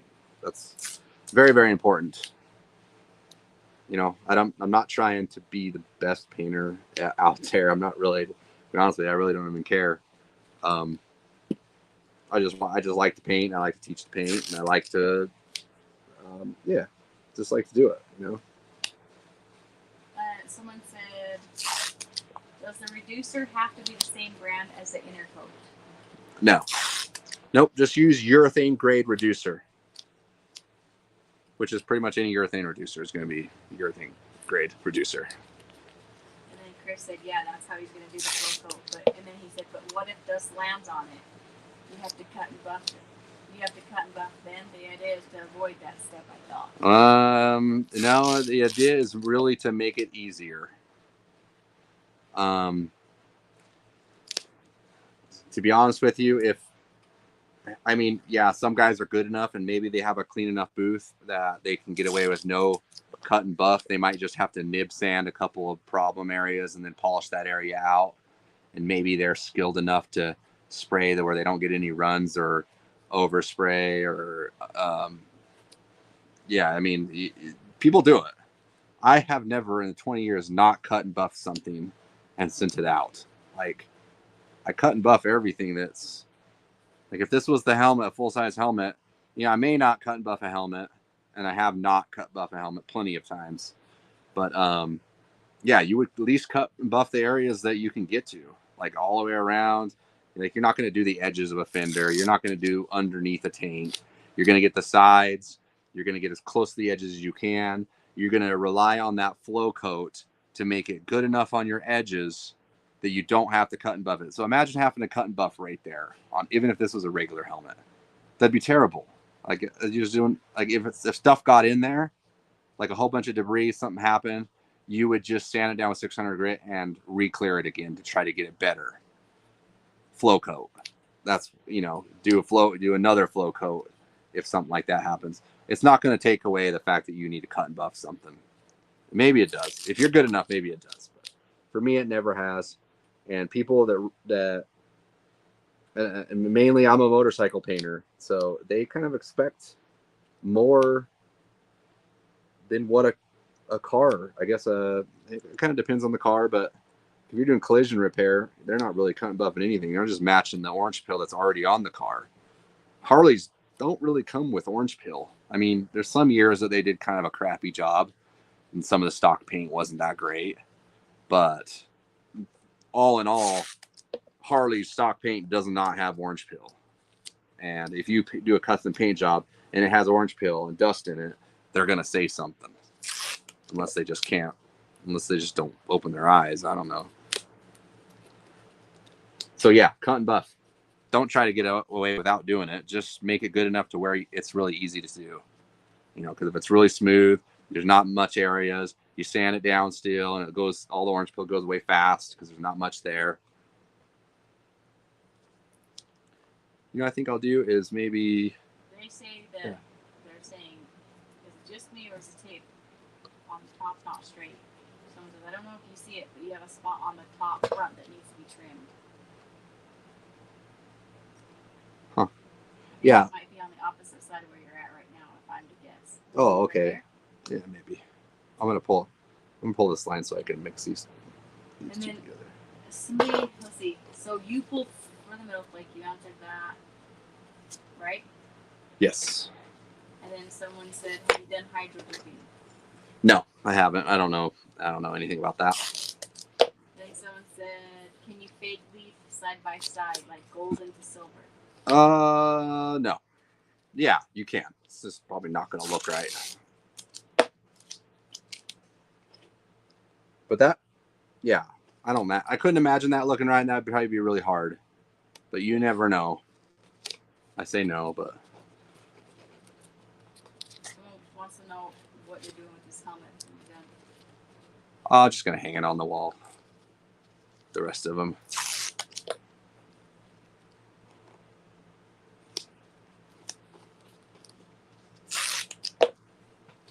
I'm just going to go ahead and tape this up real quick because I really don't want all that leaf up in there.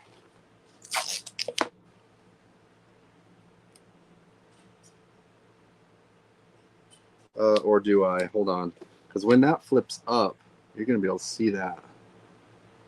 Yeah, okay. So I think what I'm going to do.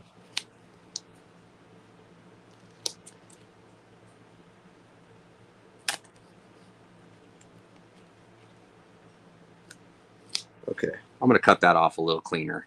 So when it's shut, obviously all that's kind of blocked right there. But I forgot when it's opened, you're going to kind of be able to see it. I really don't want to have to leaf up all in here, so I kind of made a straight line right there. Someone said that spot that you're missing is on the top left near the visor.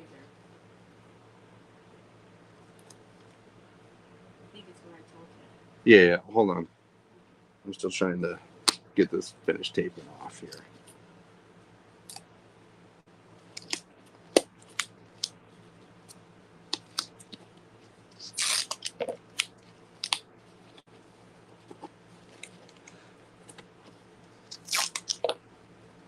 Okay. Let's see. So I'm going to leaf right here and right here. Now, where's the problem? Right there on the left side, I think. Uh-huh. No. Front ways. Out here. I think they're saying right here. If I'm guessing, right? Oh. Am I That's taped? not straight, right? Is that where they're talking about on the front? Yeah. But it is. Spot on the front, top left near the visor.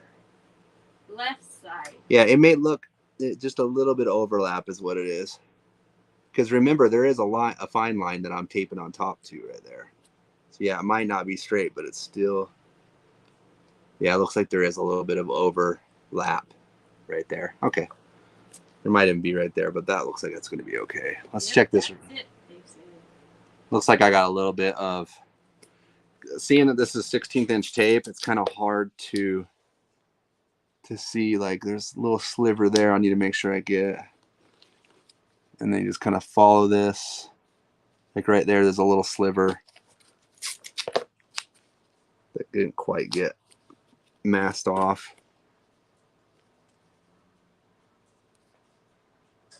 Someone said they tagged you in all the stuff that they've done from watching you. Oh, really? They tagged you on Instagram. Oh, yeah. Thank you. I'll have to check that out. Yep, they said check that. Okay. And somebody said, are you considering putting together an online course for airbrushing? Yes, I am. Yep. I'm working on it. Yeah, it'll be airbrushing, custom paint, everything like we talked about today. The difference between base coats, clear coats, primers, epoxy primers, sandable primers, 2-part clear coats, single stages, difference between waterborne and solvent paint. Stuff a brand new person just off the street can learn, right? Yep. Okay, I think we are ready. OCD people said we got it. Oh, yeah. See, I listen, and they were right. And we're probably going to find some more errors that we all didn't see, but we're going to go for it. Okay, taped up, looks good. Let's go ahead and clean out the airbrush.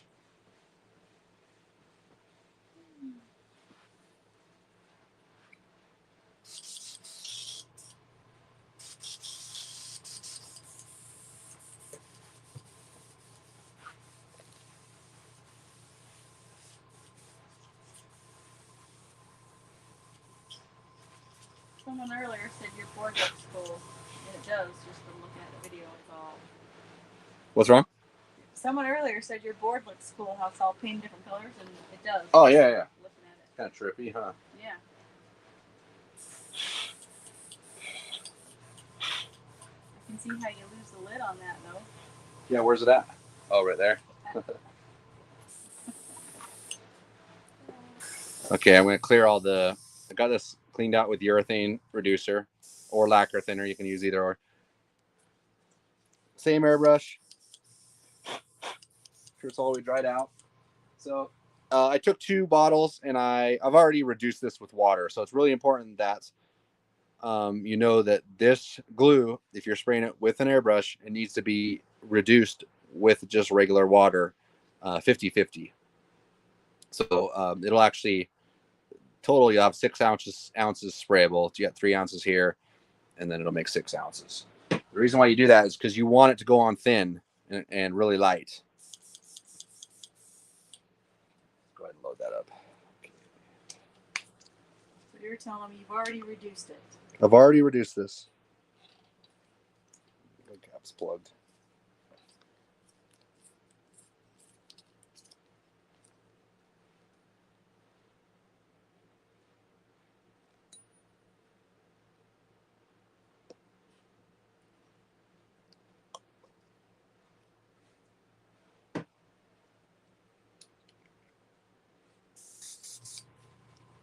Okay. We got something that's something black. Let's see if we can kind of show them. Your glove? Yeah, I got a glove right here. So I'm gonna show you real quick. All right. The black shows up really good.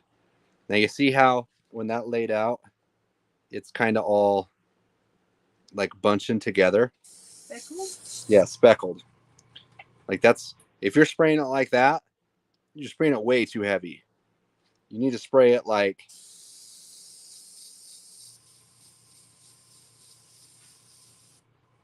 that. See how it's real, and then let it dry. And it has you can see it has a pearlescent in this, and once it dries, it'll disappear. So you can see it's starting to disappear. But you never want to get it to where it goes wet. You always want to finesse it and make it. See, you can layer it and layer it and layer it and layer it, but then now you're starting to see that once again it's starting to beat up. Yeah, it's starting to focus there. Okay, so too thick, but it's spraying really good. So we just kind of tested it on there. I kind of want to show you what too thick looked like. So what we're going to do is we take the airbrush. We're about, I don't know, 4 or 6 inches away. And we're just going to kind of, dust it on for the first coat.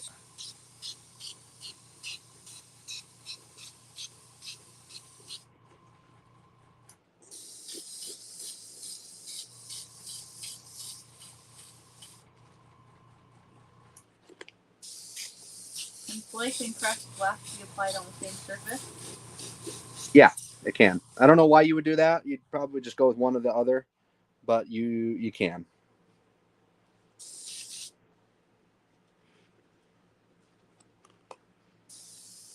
Okay, I already put the first coat on there.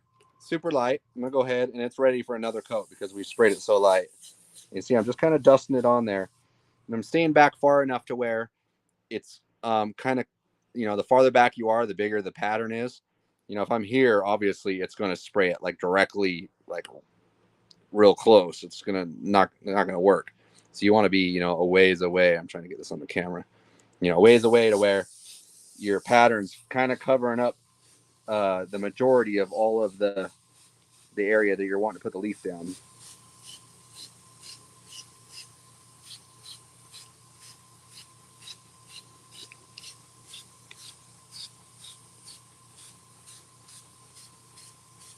The time limit that you wait in between, I mean, it's really, if you're applying it correctly, like I'm doing right now, there's not a whole lot of a wait time.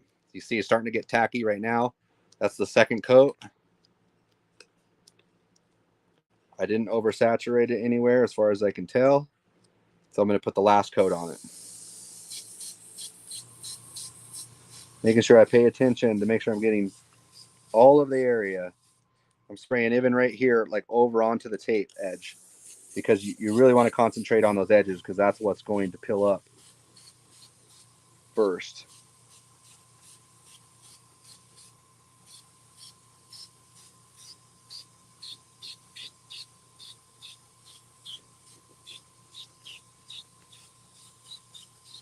Okay.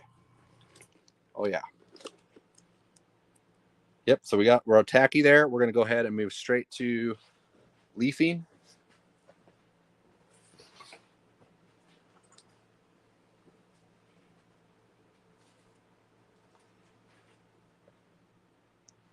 All right. So this is the spinnable leaf in silver. So what we'll go ahead and do is take one of these sheets. They're super thin if you haven't used this stuff before. Got a couple sheets. We'll just grab them both. Heck with it. All right. I'm going to put it right there. We'll just go ahead and lay it out on this middle section. Press it down. Tap it down. Just making sure you're getting good contact with the glue surface.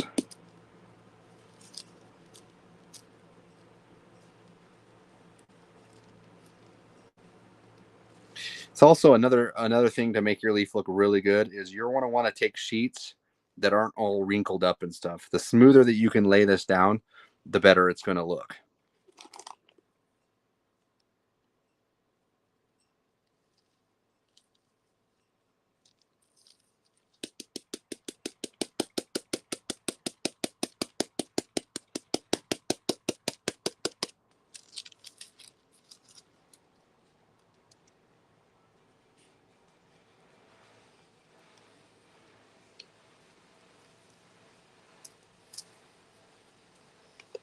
Oh, almost made it. Oh, whoops. What am I doing here? Grabbed a bunch. Get back. We're going to take a little chunk of this one right here. Put it right there. And put it right there.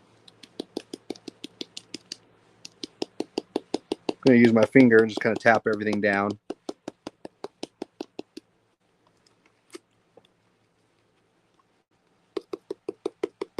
Especially where they meet right there. You want to, before you go brushing this, you're going to want to make sure you tap it really good, and we'll roll it. That way you're not brushing away your edges where they meet. You want to kind of just push straight down on that.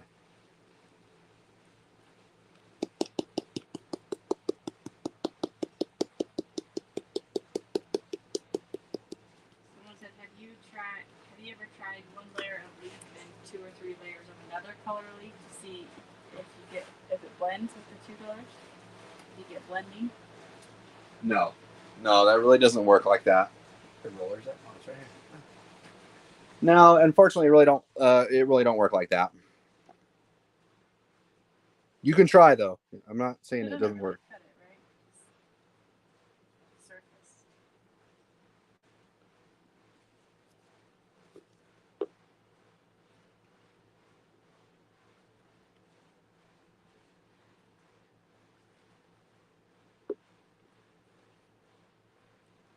So just using this roller to make sure it has a good contact with that adhesive.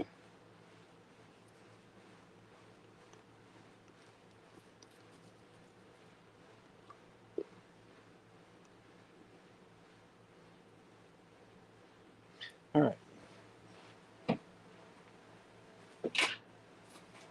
Brush.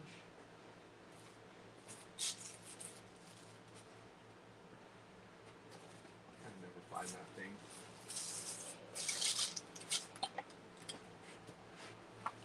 Okay. Oh, nice.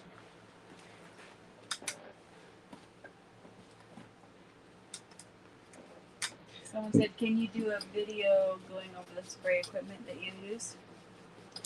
Yeah, I am going to end up doing videos like that. They probably won't be on a live. But yeah, you'll see stuff like that coming up hopefully here pretty soon.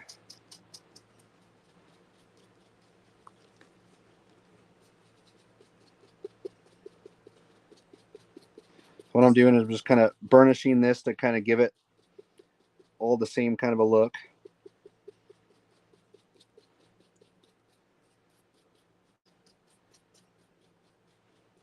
Someone said he uses his wife's makeup brush. She can't find it. Yeah, that's pretty much what this is. That ain't my makeup brush. No. No.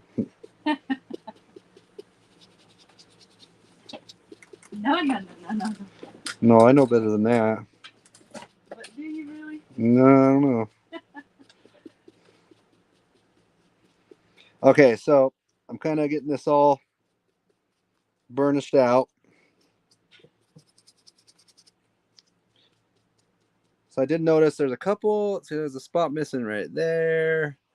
If you look over here, there's a spot missing right there. We can dab little pieces in there still, and that glue's going to be sticky enough to be able to adhere to that. But another thing I did notice that since you can see here, it laid out pretty smooth, like really smooth. Even on the top here, you can see it's really smooth. But I had some orange peel that was still left, and you can see that it even picked up. See how it picked up that orange peel? That's not the best look, really. If you're going for it and you want it to be perfect, you really want that surface to be perfectly smooth before laying out the leaf. If you put another layer of leaf, will that correct that? No, it won't correct it. It will not correct it. But we are going to go ahead and layer, because I do want to show that, because the nice thing about this method is we're able to layer this. Basically, we can make this the base layer of the leaf, and we can layer another layer over the top of this. That way, if when we go to spin it and we burn through, or we have these little problems, there's 2 layers there to be able to correct that.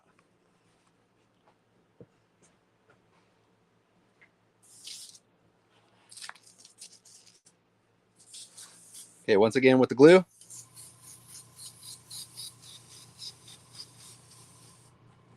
like I ran out. Let's go fill this up again. You spray your book of glue or leaf. Let's see it flop.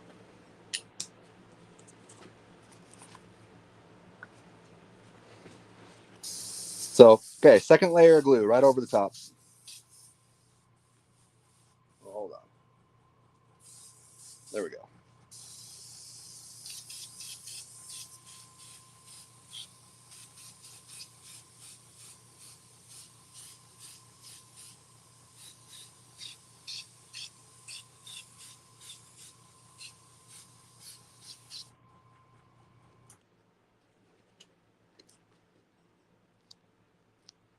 Let that sit for just a second.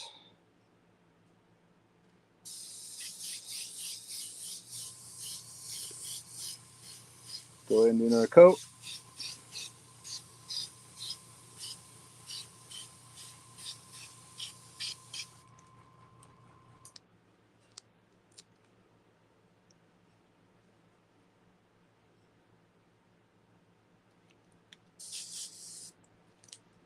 As long as it doesn't string up, like touch it and it strings up or it's really sticky, it's ready for another coat.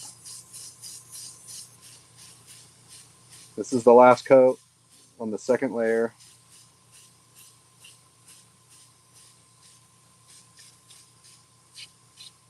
Okay.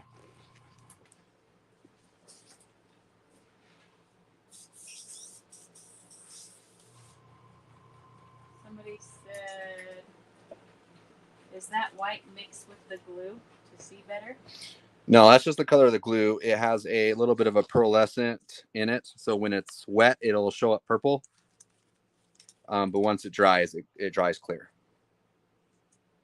And someone said, you know, if you combine a lot of Neo and 1 ounce or 2 ounce auto paints with base and clear coats, some reducer and an access code for beginners lessons, put limelight on it, you'd be surprised who buys it. Yeah, maybe so. They said, oh yeah. Oh, I got too much leaf on my gloves. Let's go ahead and pull this off. Just stick to it, yeah. Carport Custom says, Oh, hey, what's up, dude? he said, easiest way of doing leafing. He tried your method and got it the first time ever. Really? Yeah, right on. Yeah, I remember you sent me pictures of that. It looked good. Yeah, it's not that hard once you like. We're gonna have some errors in this because I didn't sand it good enough, and which is fine because that way you'll be able to see what it looks like on the bad spots. And but right here, it's gonna look great as long as I don't mess it up. They say the pearl helps a lot in that. Yeah, it does as a visual. Mm-hmm. Yeah. Someone said, how long does it take the glue to dry before you start laying the second lace down? You really don't have to wait as long as you're applying it correct.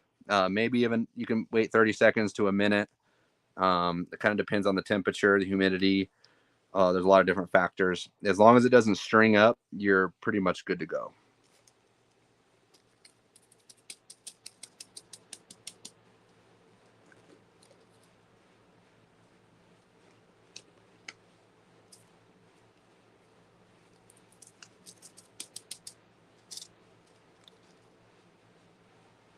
And then I'm going to waste one more sheet. I'm going to get crap for this. Yeah, You use too much leaf. People don't like when you do that. Oh, look at that. So true. Oh, see, I made it work there too.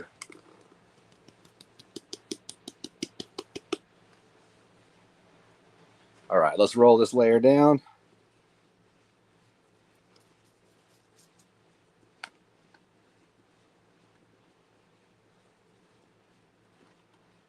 That actually did help the orange peel a little bit. Like it's not quite as orange peel as it was on the first layer. You know, I did say it wouldn't do anything, but it actually looks like it does help a little tiny bit. But you got to remember, this leaf is really thin, so it's not going to cover up flaws in too much when it comes to texture and stuff that you're putting it on. People said, yeah, if you just sew a little bit of paint, it would be helpful because they said they don't, if they're just starting out, they don't want to buy a quart of just one color because how expensive it is. Yeah, I mean the best way really is, we don't have candies yet, but with the regular pigmented colors of base coat, you can just buy the pigment and it goes straight into the clear base coat, and you can actually mix it yourself. So you can mix small quantities for pretty cheap. I mean, where else can you buy base coat for $17? You mix it with the clear base coat, which, I mean, that's a little expensive. You're at $75 for the clear base coat, but that's a quart. That'll last you a while, especially when it comes thick. You're going to reduce it at least minimum 1-to-1. And literally, we used, how much paint do we use on this? Hardly nothing, really. Mm-hmm. Just a tiny little bit. Yeah, not even one of those touch-up cups, right? Yeah, no, not even close.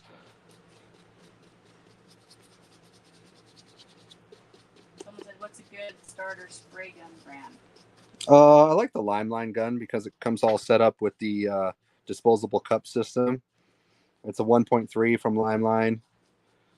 All around, you can use it for base coat, clear coat. That's the gun I use. I use it for everything. I haven't used it for my primer. I have a different one, but I'll use it for my primer. If you're really trying to pound primer on thick to get rid of problems, to sand it out, you're probably going to want a bigger gun, 1.7, or just a different primer gun. You can even buy one that's a little cheaper. Buy the adapter so the disposable cups still work.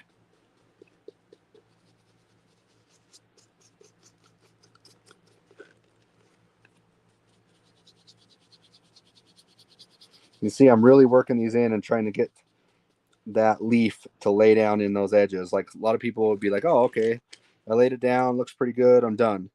Well, you really have to work down, these edges right here. You got to get them, you got to get it into the corners. If not, that tape, when we pull it, it's going to peel it up. Someone said, after this process, how long do you wait till you start spinning? You can, we're going to spin it right after this. We're actually going to peel the tape, and then we're going to, if we see a little bit of errors here and there, we'll try to fix them up before we spin it, and then we'll spin it. So there is no wait time. You're actually going to want to spin it sooner rather than later. So if you're like, oh, I'll spin it before I get ready to clear it, and it ends up being like a week, it's going to act a little different when you go to spin that. So what I recommend is spinning it right when you're finished and you pull the tape.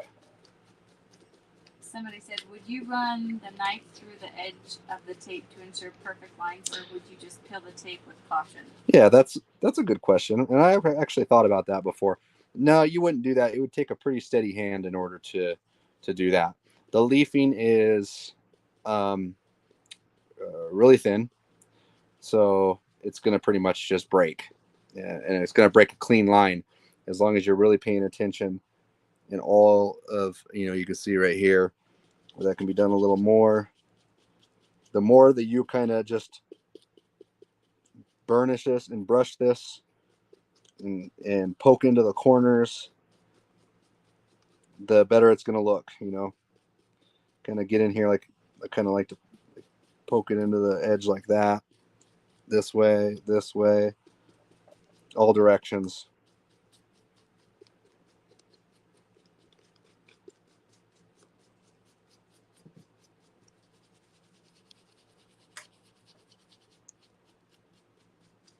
Okay, we're getting close here. Let me take a peek at this. These corners are really, really hard. You really got to work them in.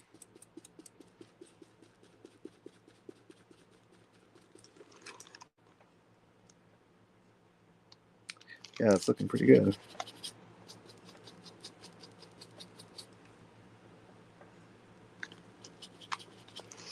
You can see where the pieces overlap each other or where they meet up.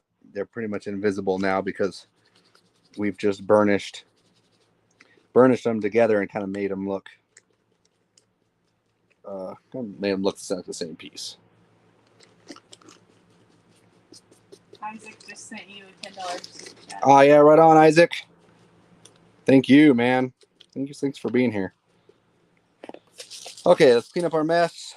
Get rid of the leaf. I think we're ready to peel this thing, and we're gonna spin it. We're just about there.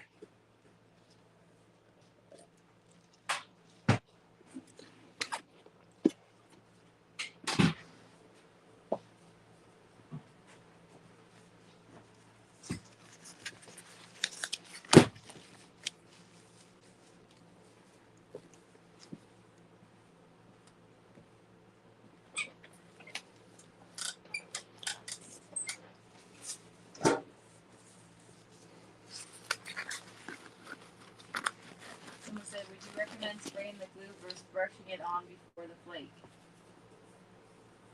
The glue? Yeah. Don't brush the glue on. Nope, it's only for airbrushing. Someone said, when you start spinning, how much pressure should you put on it? It depends if you've leafed it twice or not. If you've only leafed it once, you're going to want to be really careful. It kind of has a sweet spot. Just going to want to be super careful. So it's hard to say. Medium pressure. If it's leafed twice, then you can usually get away with pushing pretty hard. That's why I like to do it twice. If you're doing like maybe on a practice piece like this, it really wouldn't matter. But on somebody's job where they're paying good money, and another thing to get in with the leafing is back when I was, and I'm going to kind of go off a little bit again. Not angry. No, I'm not angry now. This is good. Okay, good. I would always save the leafing. Like, okay, so say like somebody's wanting a quote for custom paint, and they're like, okay, yeah, I want a picture of something like this, candy blue, purple, lines, panel paint. I want panel paint. People know what panel painting is now. Like, oh, okay. So, the price starts around, $2,000 for a tank and 2 fenders. And they're like, oh, okay, and I see the same scenario goes down all the time. Like, oh, okay, well, there's this, maybe there's this leafing stuff. They'll give you a picture that has some leafing in it. And you're like, yeah, okay, I can do that. But what you want to do is you could do whatever you guys want to do. But I'm just saying, this is what I did is I always kind of saved the leafing for a way to kind of upcharge to be able to make a little more money, because everybody's wanting a deal, and it's not in everybody's budget to pay that much for a paint job, the $2,000. But if they're talking about leafing, or if they're wanting leafing, you can always bid them out for without leafing, and then save that. Say like, okay, well, if you want leaf on there on your tank and 2 fenders along with it, it's a minimum $700 charge. So now you're at $2,700. It's not that hard to do. Yeah, you may have to do an extra layer of clear coat, an extra, because really this should be clear coated, sanded, and then you do the flow coats over it again, because it's kind of necessary, because we're putting a pretty big edge on it. Not super big, but we're laying down a couple layers of leaf and glue. There's going to be an edge that we're going to want to get rid of. That's why it gets cleared multiple times and sanded in between. So a little bit of advice: if you are leafing, or you're new to leafing, and you find your customers want leafing, make sure you upcharge for it. And it always seemed like leafing was one of those things where you could charge a lot more, because gold leaf, silver leaf, it just seems really expensive, and not a whole lot of people do it. And you can act like it's reserved for the people that are willing to spend the money to get something really, really nice. And then you got to make a little extra money, that's because we need that. The paint's expensive, materials are expensive, everything's more expensive. So if we need to be able to upcharge, and definitely use that as your advantage to be able to make a living doing this. Don't do it for free. Don't do it for cheap. If you're good, definitely don't do it for free or cheap. If you're learning, I can understand that a little bit, but you're taking away a job from another. And I know I've went on this before, but you're taking away a job from another painter that might need it. You're like, oh, I'm gonna homie hook up all these people, because I'm just new at it and I love doing it, and I don't even care if I make money because I just love doing it. If I break even, I'm fine. But think about what that's doing to the other guy that has spent 20 plus years doing this job. He needs to make the money, that's fine if you're going to get into the game and do paint, that's just the way it goes. The more competition, that's fine. You got to charge though, because it's just not right. It's not right to do this job for free. It's not right to do it for cheap. It's not right to give people homie hookups like that. Just, here and there is fine. Just don't do it all the time. Let's help each other out, right? Don't want to lowball, put people out of business. They got families to feed, and it's not easy. I've been through it. 20 years I've been through it. And sometimes have no jobs. You're like, oh crap, maybe I can paint this scrap tank I have over here and make enough money for rent, for the lease payment, or the material payment that's due at the end of the month. It's hard. So don't be cutthroat like that. Just make your money. Even though you love it, make your money. Okay. Is there a real question now? Yeah, there's a couple questions. Okay. Bill gave you a $10 super chat. Yeah, Bill. Before your rant. Oh. I thought he loved it so much. He's like, oh, yeah. No. We're hooking this guy up. Okay, let's see. Good rant, but here's a question. Someone said, been using waterborne paints. Do you think the water/glue mixture would affect, or would you recommend clearing before doing the leaf? You should be fine. Yep, you should be fine doing it on the same layer. The biggest thing, like I was saying, just make sure that your surface is smooth, because you can see right here where that orange peel kind of made it a little bit textured, which is going to be fine. It's still going to look really good, but if you want it to be 100% and want those spins to look, really, really good, you're going to want to pay attention to what your surface texture looks like before you even start. And when you're doing it, and when you're leafing on top of flake, there's a good chance there's a little bit of orange peel left on there. Yeah, thanks, Bill, for the $10 super chat. Yeah, brother, appreciate that. And then Austin said, you make leafing look so easy, it makes him mad. This is actually pretty dang easy. Then let's see, Carport Custom said he recommends double leafing for beginners. That's how he did it, and it came out to be great. Yeah. Yep. Especially when you don't know the pressure. You're not of how hard to spin it, which we'll be doing here in a second. You don't know the pressure is the first thing. Sometimes you can't pay attention to all of your edges, and sometimes you miss some edges when you're pilling the tape, and you'll get it to pill up a little bit, and you'll have to repair it. Just little stuff like that.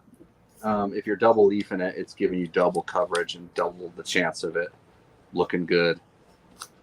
And just, it's fast, and it's double. You can double leaf it before you can traditionally use like the brush method with the oil based.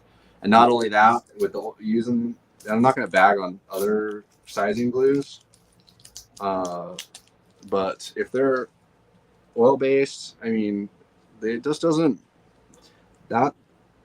substance just doesn't mesh with the waterborne or the solvent base that we're using here.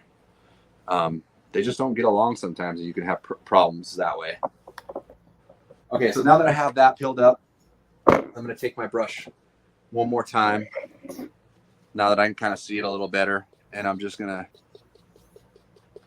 double check those edges and just kind of brush them into that tape, because I still have the tape lines, the 16th inch tape lines around these, and those will expose the original silver metal flake that's underneath.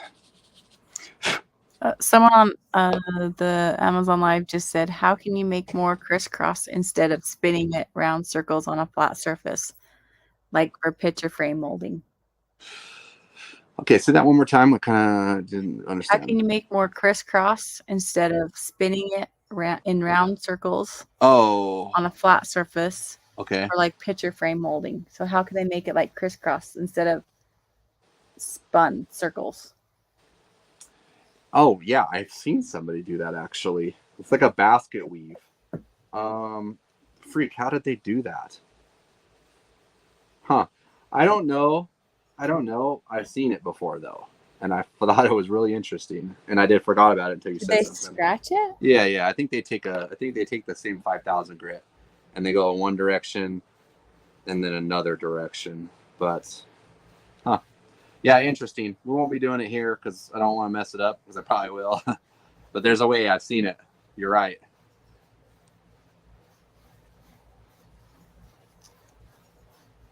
So I'm just gonna pull the. Actually, I'll probably just pull all of the tape here. To be honest with you.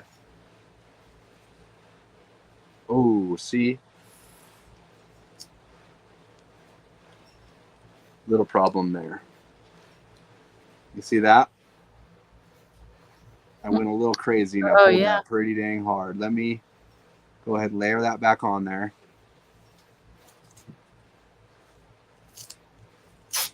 The reason why it's nice that we're still doing this is that the glue's probably still wet enough that we're able to just layer a little bit of silver leaf back on that.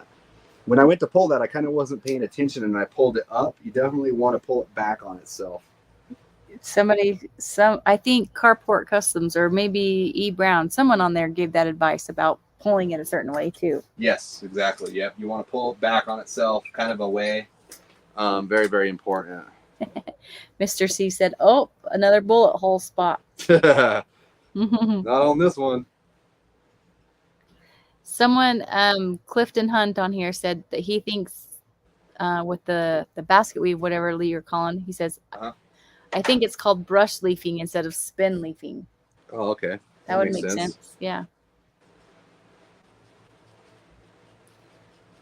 People do like your rant about not the homie hookups. So yeah, all right. All right. That's a true story, man. They're sharing their story. Someone said, had a family friend ask for a price for his bike. I priced it and he asked me to go less because my shop wasn't as nice as others. Yeah. He didn't like my answer. And then someone said, if they're real homies, they won't ask for a homie price. Exactly. And if they're mad about the price or you just don't want that customer anyways, it's like you're almost doing yourself a favor by letting them hit the road, and find another painter. Yeah, they say be true to yourself. Don't sell you short. Don't sell yourself short. Yeah. Okay, looks like I repaired that pretty good. Can't even tell. Let's make sure that doesn't happen again, huh? Pull it the right way. Like we said, I'm gonna pull it. Someone said,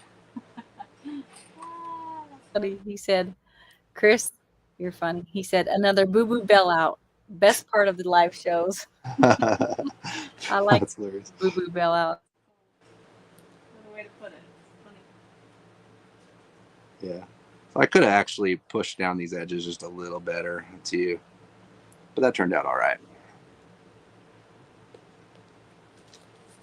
Yeah, we have a lot of those, huh?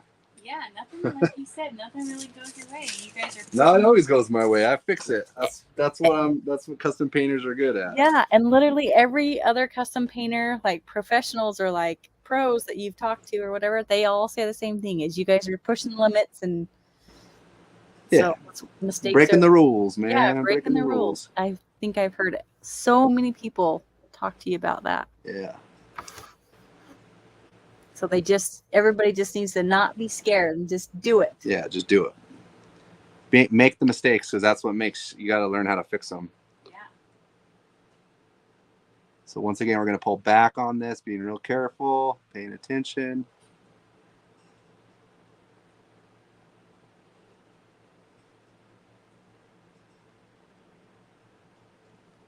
And then let's try to get this to pull right back on itself that way. There we go. Just take your time.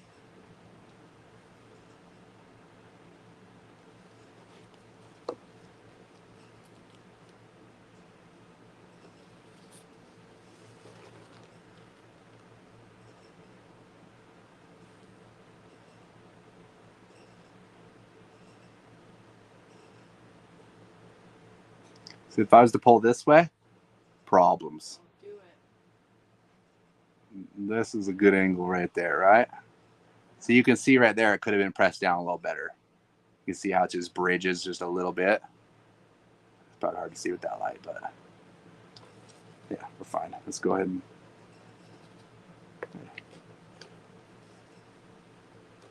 let's see. Is that the last one that was on the edge? Nope, one more right here. Someone said Bob Ross the fine line airbrush and happy mistakes. Yep, exactly. Someone asked, what primer do you use on a bike and the nozzle size? I use the 1.3 Limelight gun with I use another primer that I've been testing for a minute. But you can use, I mean, a lot of 2K primers. There's a couple of different primers. There's epoxy primer. Well, there's a lot of different primers, but the ones that are most common are epoxy primers, which they are really good. They stick really, really well to metal. Hence the name epoxy primer. They the corrosive, they do a really good job at holding back rust, and it's kind of what's known as like a sacrificial primer that will kind of give itself up to rust, and eventually the rust will take over. But it does a really good job of a lot of different things. One thing the epoxy primer is not good at is sanding, because epoxy dries really hard and it just doesn't sand very well. So that's when a sandable primer, a primer surfacer, they call it in most cases, or a sandable primer that you use to build up a little bit of a primer to be able to sand it to smooth out imperfections. However, they are not quite as sticky, I guess. That's not really the right word to say, but it doesn't adhere. It adheres good, but not like epoxy. And it just doesn't quite do the job of what epoxy would do. But it sands well, and it works really well for that. So the best way to do it is to use epoxy primer, scuff it down, either that or wet on wet, and then do a sandable primer over the top if you want it to be really good, bulletproof. But if not, usually if you're like painting a Harley or something like that, you can, personally, I go right over the existing paint. If it long as it's stock paint and it's in good condition, it'll get I'll 600 it down and then bring up the custom paint from there. A lot of people think they strip it all the way down. Like, yeah, I got this Harley. It's a 2019, practically brand new, all black. I want to do a custom paint job. And they think that the best thing to do is just strip it all the way down, which I guess that's like start from the beginning, right? I guess that's what most people think. I don't know. But that's not necessarily the best way. It is a way. But if you're able to do it by keeping the factory primers, the electro deposition primer, I think, is probably what they're using. It's primers that we can't even use because they're dipped, or they're just done in a certain way that doesn't allow us to replicate that. And some of the new coatings and new finishes that they're coming out with are really good. And to go through and strip all that off and spend all that time just to make it not as good and not as durable is not necessarily the way to go. So yeah, there's that too.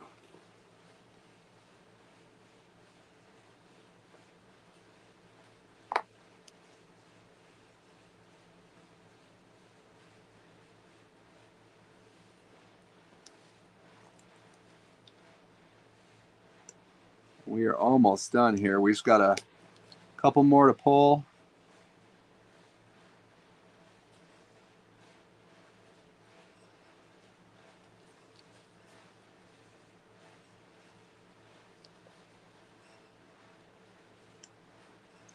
see right here.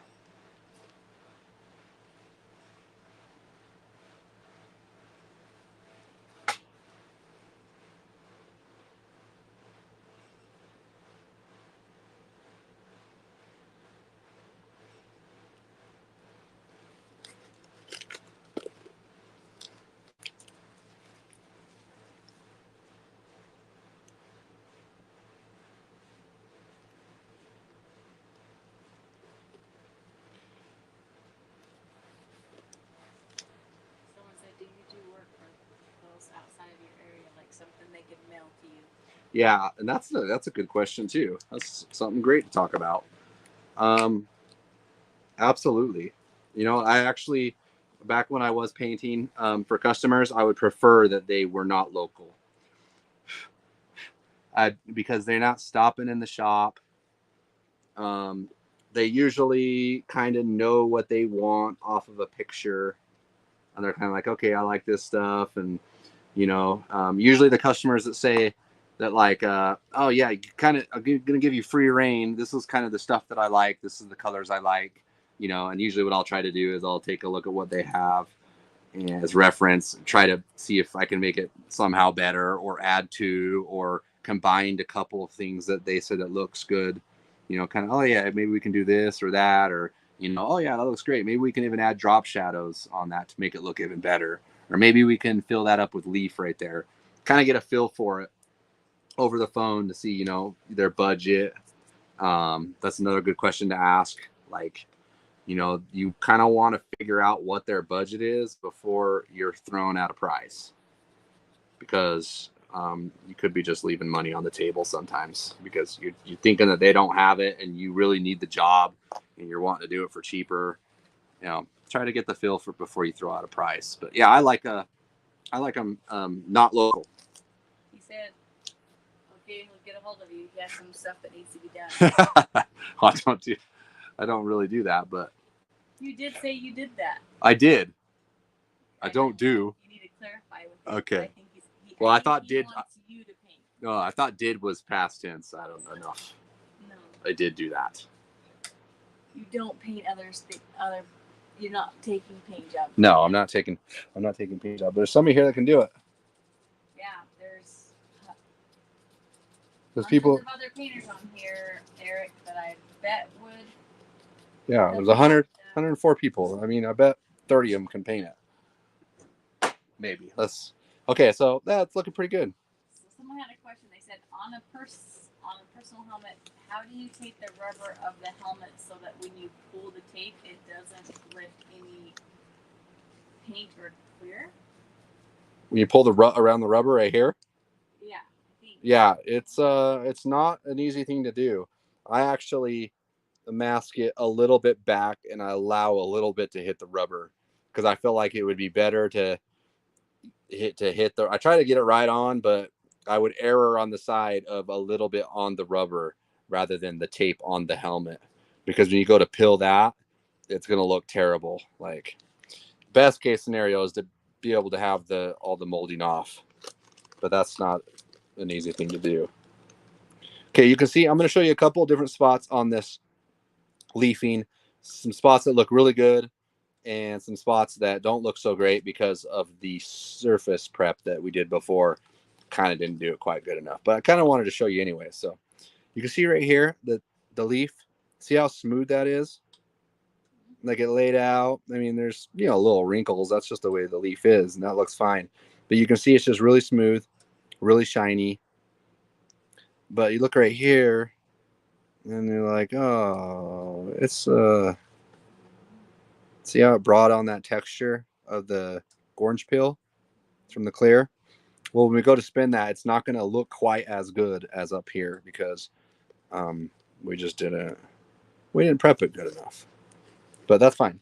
We're going to show you the difference between the two. Let me take that brush one more time. Where did that thing go? Oh, right here. See? Well, there's something on there. Give it a rub down one more time. Kind of get those loose edges.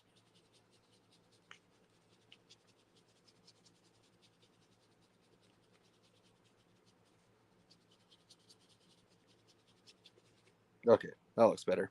Yeah, you want to knock those edges down because they're like a little bit pilled up in some spots. They kind of knock them down before you go to spin it.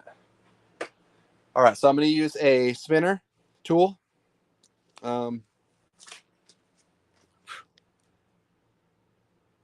Use a spinner tool. This has a 5,000 grit on the top. So this is just basically metal with some foam. The foam is very, very important because that will kind of help you with the pressure. If you're off a little bit, it kind of like evens things out. So let's go ahead, give it a spin there. You can see how nice that spin looked right there. We're going to go ahead and give it about a 40% overlap.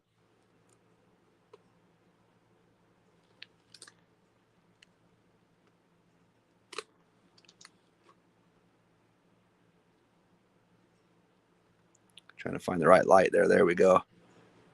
You can see,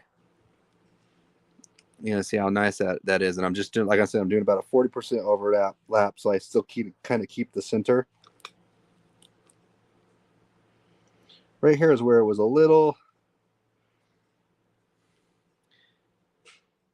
more textured. I mean, it still looks fine from a distance, but yeah, not as good. Definitely when you look up close, you can see the imperfections, like the detail in it, is just a little orange pilly.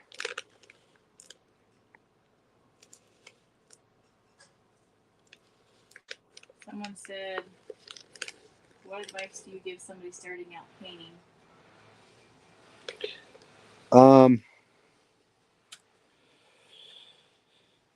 Artwork Customs got a good answer. Let me read this one. He said, Okay. Don't be scared. Get some paint, tape, and an airbrush and try it. I was scared at first. Watched all Adam's videos, bought some supplies, and bam! Now I make money putting out great paint work.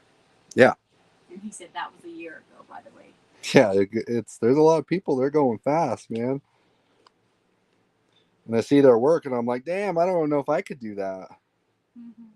Which, fine by me. I mean, like I said, I don't need to be the best. I'm not even trying to be the best. I don't even care. I just like to do it. I like to try new stuff. Looking good so far. Someone said, if you mess up on a turn, are you able to redo it, or is it done? You really, you can return it, if that's the question. But if you kind of got out of sequence, maybe. Usually it's not that hard just to be able to know where to spin it. But you can always spin it again. Like I could take this right here, put it right back on there again, spin it again. And I do that a lot of times is all. Maybe I'll even spin it right on top of the other one right before it goes in the booth.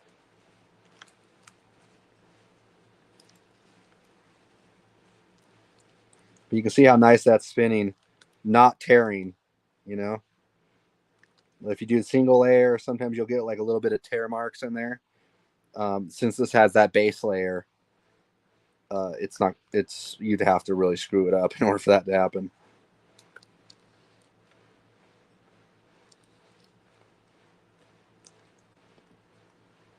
All right, that's it.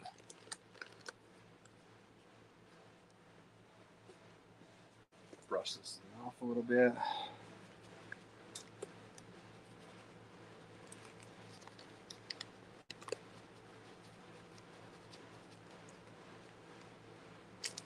Okay.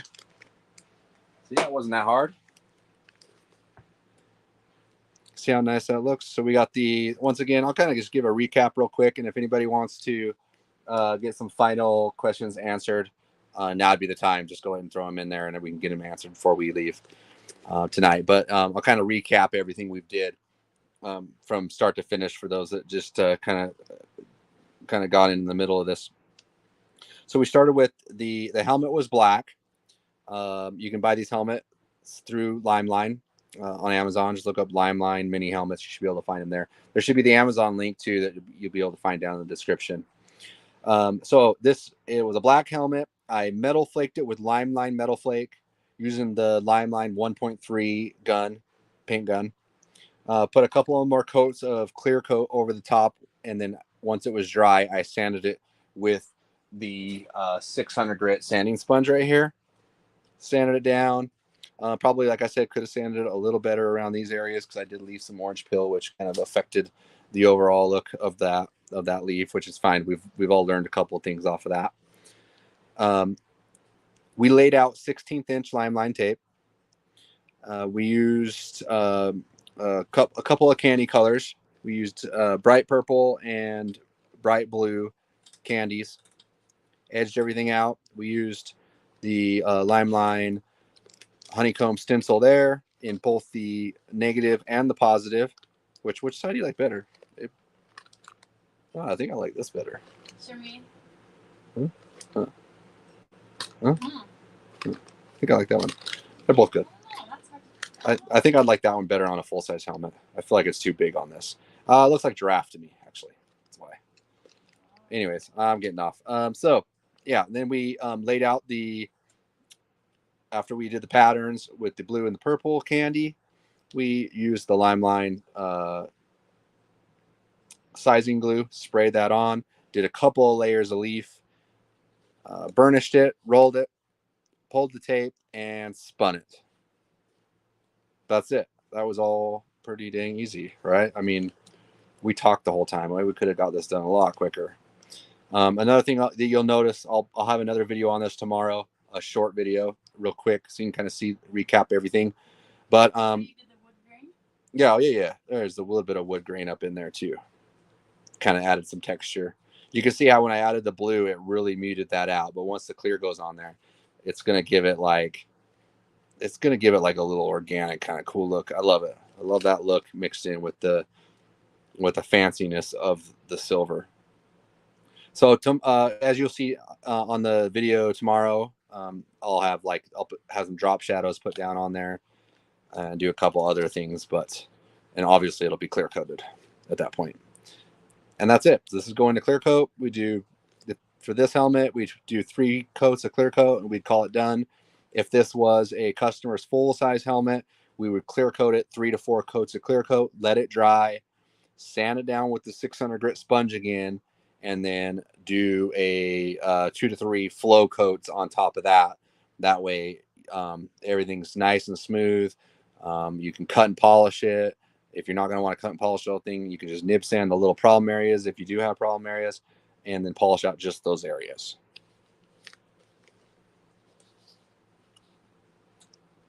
Okay, that was it. That's the recap. I'll just answer any questions that you guys have real quick, and then we'll be out of here. We'll see you next week. But anything? Yeah. So here's a couple questions.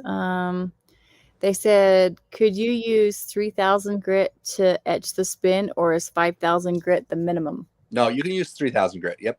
I like to use 5,000 grit. I feel like it does the same and less chance of burning through. Another question. If you are leafing a large surface, do you use an adhesion promoter like Bulldog, or will the clear stick to it? I'm wanting to put some large numbers on a tank. That's a really good question.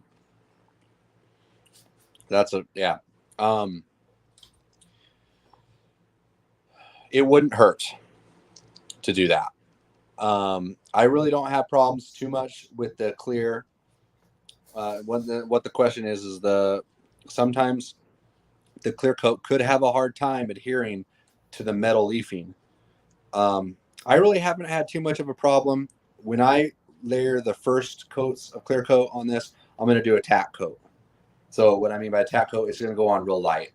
And I feel like by doing those tack coats and not flooding it out right at first, it's going to give it a better chance to adhere, because I'm guessing, I don't know, just from my experience and having paint pull in the past, being light with the first couple coats of clear coat is definitely to your benefit when it comes to adhering over the leaf. But if you were to Bulldog it, probably put a little bit in an airbrush if you have it in the bottle. If not, if it's in a can, I don't know if I would do it. Yeah. Never had a problem really, but just be light with the first coat of clear coat. That's the best. That's probably why I don't have a problem. Okay, and then the next one, can you spray the clear you recommend through 2.5 tips? I bought it for Flake, but I don't have a smaller gun yet. Yeah, you can. Yep, you can. Just be careful, because there's going to be a lot of liquid coming through there. What I would do if you have a bigger gun, the flake is fine. Turn your air pressure up a little bit more on the higher side and just kind of stay back a little bit. Like, don't get real close to the part when you're spraying it. And then once again, when you're applying flake, you don't need to apply it really wet. Just feather it on, dust it on, do it light, and then once you got all the flake applied, and you move to straight clear coat to get it to kind of bridge over, then you go into wetter coats. I don't think I would necessarily use that gun to lay down the clear coat over the top afterwards. I feel like that might be too much, but once again, you could make it work. Just you want to be really careful about how much you put on at once, because of that. Those things are like fire hoses.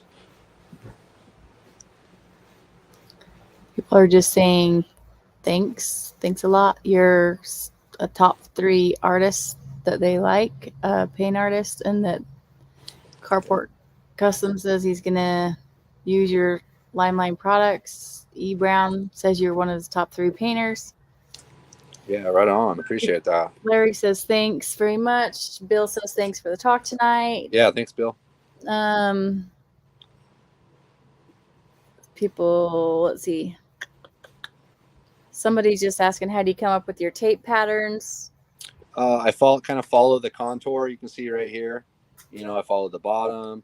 I came up from here, followed that. I ran the center line, and I followed the center line on both sides. That's pretty much how I do it. You just kind of free think it, though. What's that? You just kind of go with it. Yeah. You don't really have a plan. Yeah, I mean, I have my go-to kind of things, like coming to a point right there, overlapping. I don't know. I feel like I have my things that kind of everybody does. You like to do, yeah. Yeah. And someone just said, what's flow coat? We went over flow coat a little bit earlier. It's basically it's another session of clear coats. So you say I was to clear coat this afterwards with 3 to 4 coats of clear coat. I would let that dry. I would sand it down with 600 grit, and then I would lay down 3 or 4 more coats over that, and then let that dry. That would be my flow coats. And a lot of times flow coats, they'll add a little bit of urethane reducer to make the clear coat mixture thinner and making it flow better. I guess that's another term they use for flow coats. They say any advice on how not to spray orange peel? You do flow coats. Slow and easy. Slow and easy. Yeah, you don't need to spray. And another thing is people spray small parts. Not everybody. And I was guilty of this too, because I learned how to paint cars. I used to paint my motorcycle parts like I painted cars, like trigger on, trigger off, like on off.